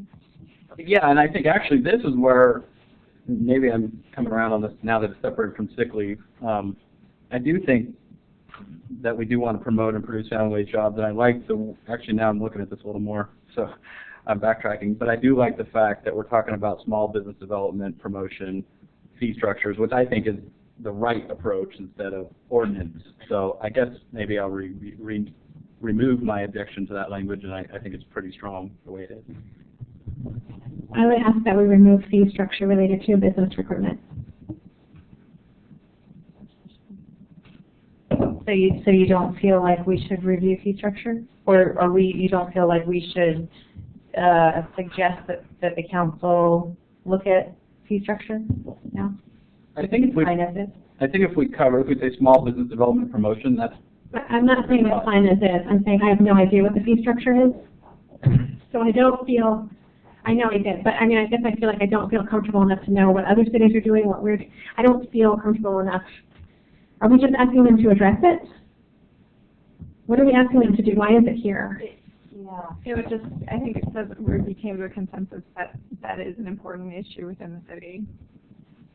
It doesn't provide a specific direction, but I mean, it's still vague enough that it still at the same time recognizes that we did have consensus within the committee that that's an important issue. Yeah. It'll be looked at regardless, I guarantee you that it'll move forward. So if you want to recommend it, I don't think there's any issues with that, because that's something we will be doing as a part of the economic development committee and The only thing that I have the problem with is recruitment. I think we're talking about fee structure related to new business development. aren't we? Not recruitment? We don't have a fee structure related to recruiting business. Well, we currently don't. However, this probably came from the discussion on the top employment area, where we probably will be doing, business recruitment out there as that area moves forward, and looking at incentive programs and everything else. So I think that's probably what that's related to. So while we do a little bit of business recruitment, we certainly, whenever we get leads from the state or from someone else, we try to match things up. We'll be looking to be more aggressive out there in the top employment area. So, sorry, I think if we just stop the sentence after small business development promotion, I think that captures the essence of what we're saying without the concerns about fees. Okay. Would you agree with that, Rachel? So sick leave. I hear I hear collectively we'd like for that to be its own issue. Bullet head, yeah. Yeah, okay. I'm not comfortable with the final sentence. Okay, what does it say? The committee of the council should explore. Okay. I don't think we voted on that or came to a consensus on that. Okay. Yeah, I would agree with that. Okay. Do you feel like we came to any agreement? I don't. Okay. I don't. I think, for me, I'd think seriously about striking the last sentence. Yeah. Okay. No problem. And then I have a lot more work to do in terms of drafting the language on the final recommendations, and then I will work on that this week. So I don't have a synopsis of the ordinance language completed yet, but I will make sure that it is complete ASAP. Thank you for Obviously, it's a lot of work, so thank you. You're welcome. Let's go ahead and move on to, and before I move on to closing comments, I thank you for your input on this. I will do my very best to capture the spirit of this discussion, but please rest assured that I will absolutely be happy to remodify the language as we review it. Okay. Do you want to take any public statements before you close, since these guys have been here for 4 hours? Have been here for some time, and given that we have, is the committee okay with accepting up to 12 minutes of comments, up to 40 minutes of comments? We've got three people here, so that really is only 12 minutes. Is there anybody that wishes to make a comment? Yeah. Please come on up, Eugene. You've been so patient. Thank you.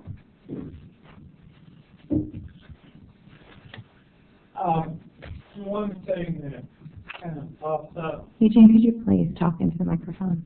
Thank you. I'll carry that over.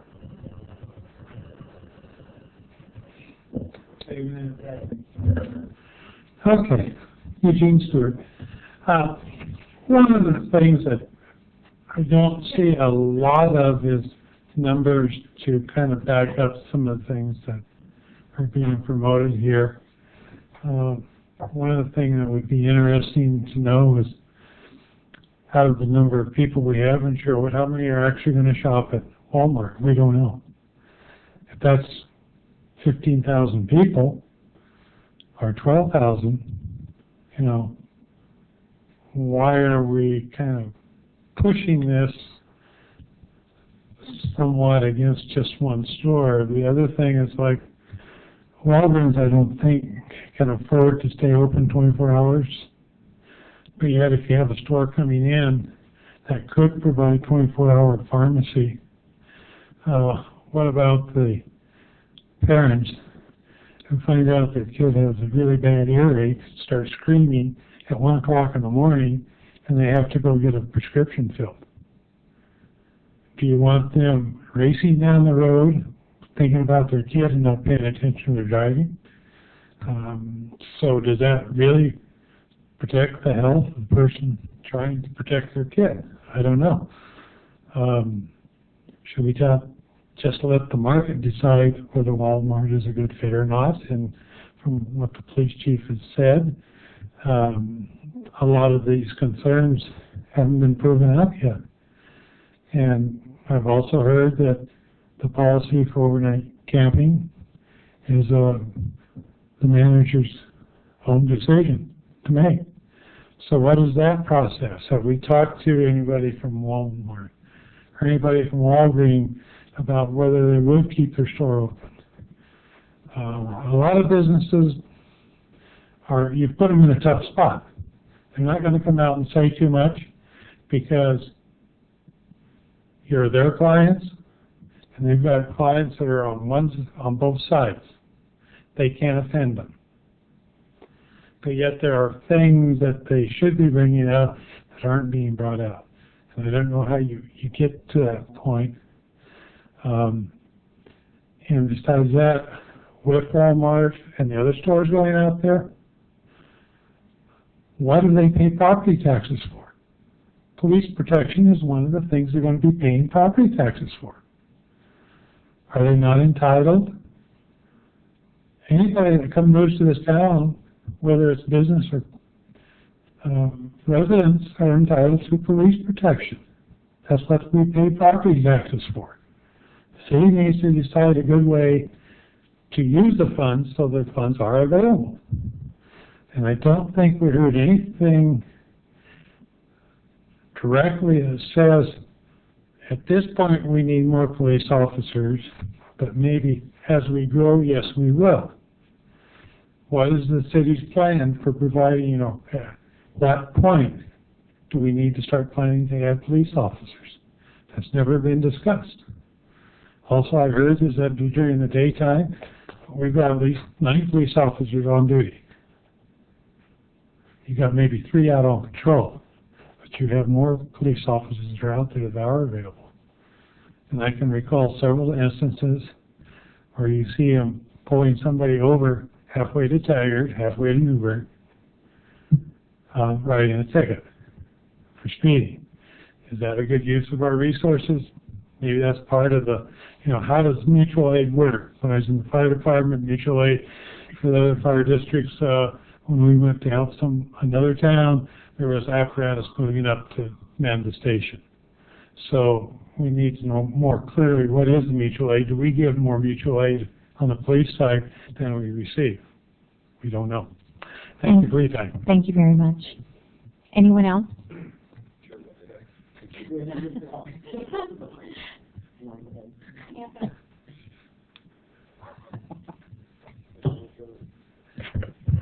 I'm stuck here. Les Lucas.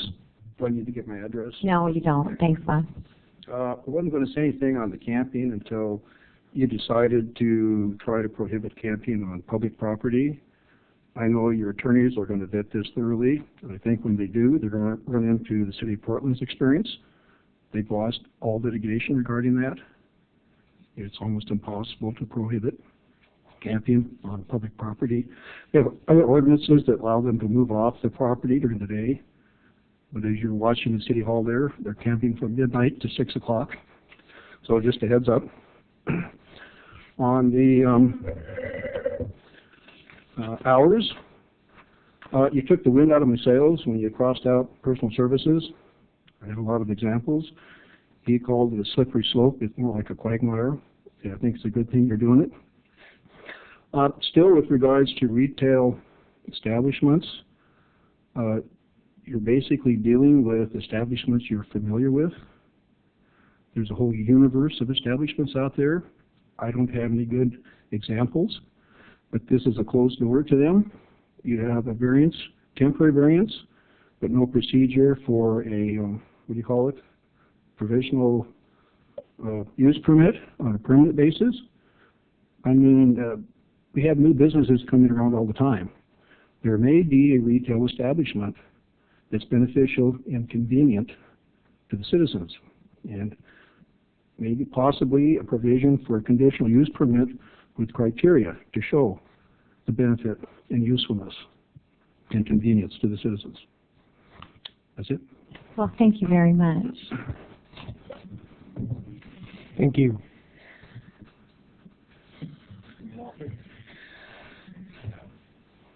Anthony Bevel, I wasn't going to say anything, but I think a pharmacist fills prescriptions. He doesn't write them. So for that kid who has an earache at 2 o'clock in the morning, still has to have a doctor write a prescription and then get it filled. I know Walgreens and Tigard is open 24 hours. If Walgreens here in Sherwood thought that they could stay open 24 hours, I'm sure they would stay open. So I haven't heard of any kid yet dying, anyone yet dying in Sherwood of not having a pharmacy available to them. So that's kind of a moot point. The diapers, well, my son's 29, so it's been a long time, but I don't think I ever ran out of diapers. So that's it. And has anyone been to the Y at 5 o'clock in the morning? A handful of people. It's not a good point to make there. And as far as the number of people who emailed you and let you know how they feel, I mean, there were 40 people who responded to the city council request for input on the planning of the Langer Square or whatever the heck it's called. So, and that, the whole report was based on 40 people. So, 18 people, 40 people out of 18,000, or however many can vote, not a good point. I just hope, this pharmacy thing is not allowing a back door to allow the evil empire to open up. So, and we all know who the evil empire is, because we're all here because of it. Okay, thank you. Thank you very much, Tony. At this point, I will request closing comments. No closing comments. I'll be very limited. I think it's going off. Again, reiterating that my philosophical view is that less regulation is good, that the marketplace should drive decisions, and I'm eager to government getting back to their role of both supporting quality of life, which they have been by this committee, and I, again, applaud everyone who's here because it's not easy, but also two tasks that I see as being vitally important to the city of Sherwood, which is fostering economic development and job creation, and I really do hope that we continue to think about how we can bring new businesses here.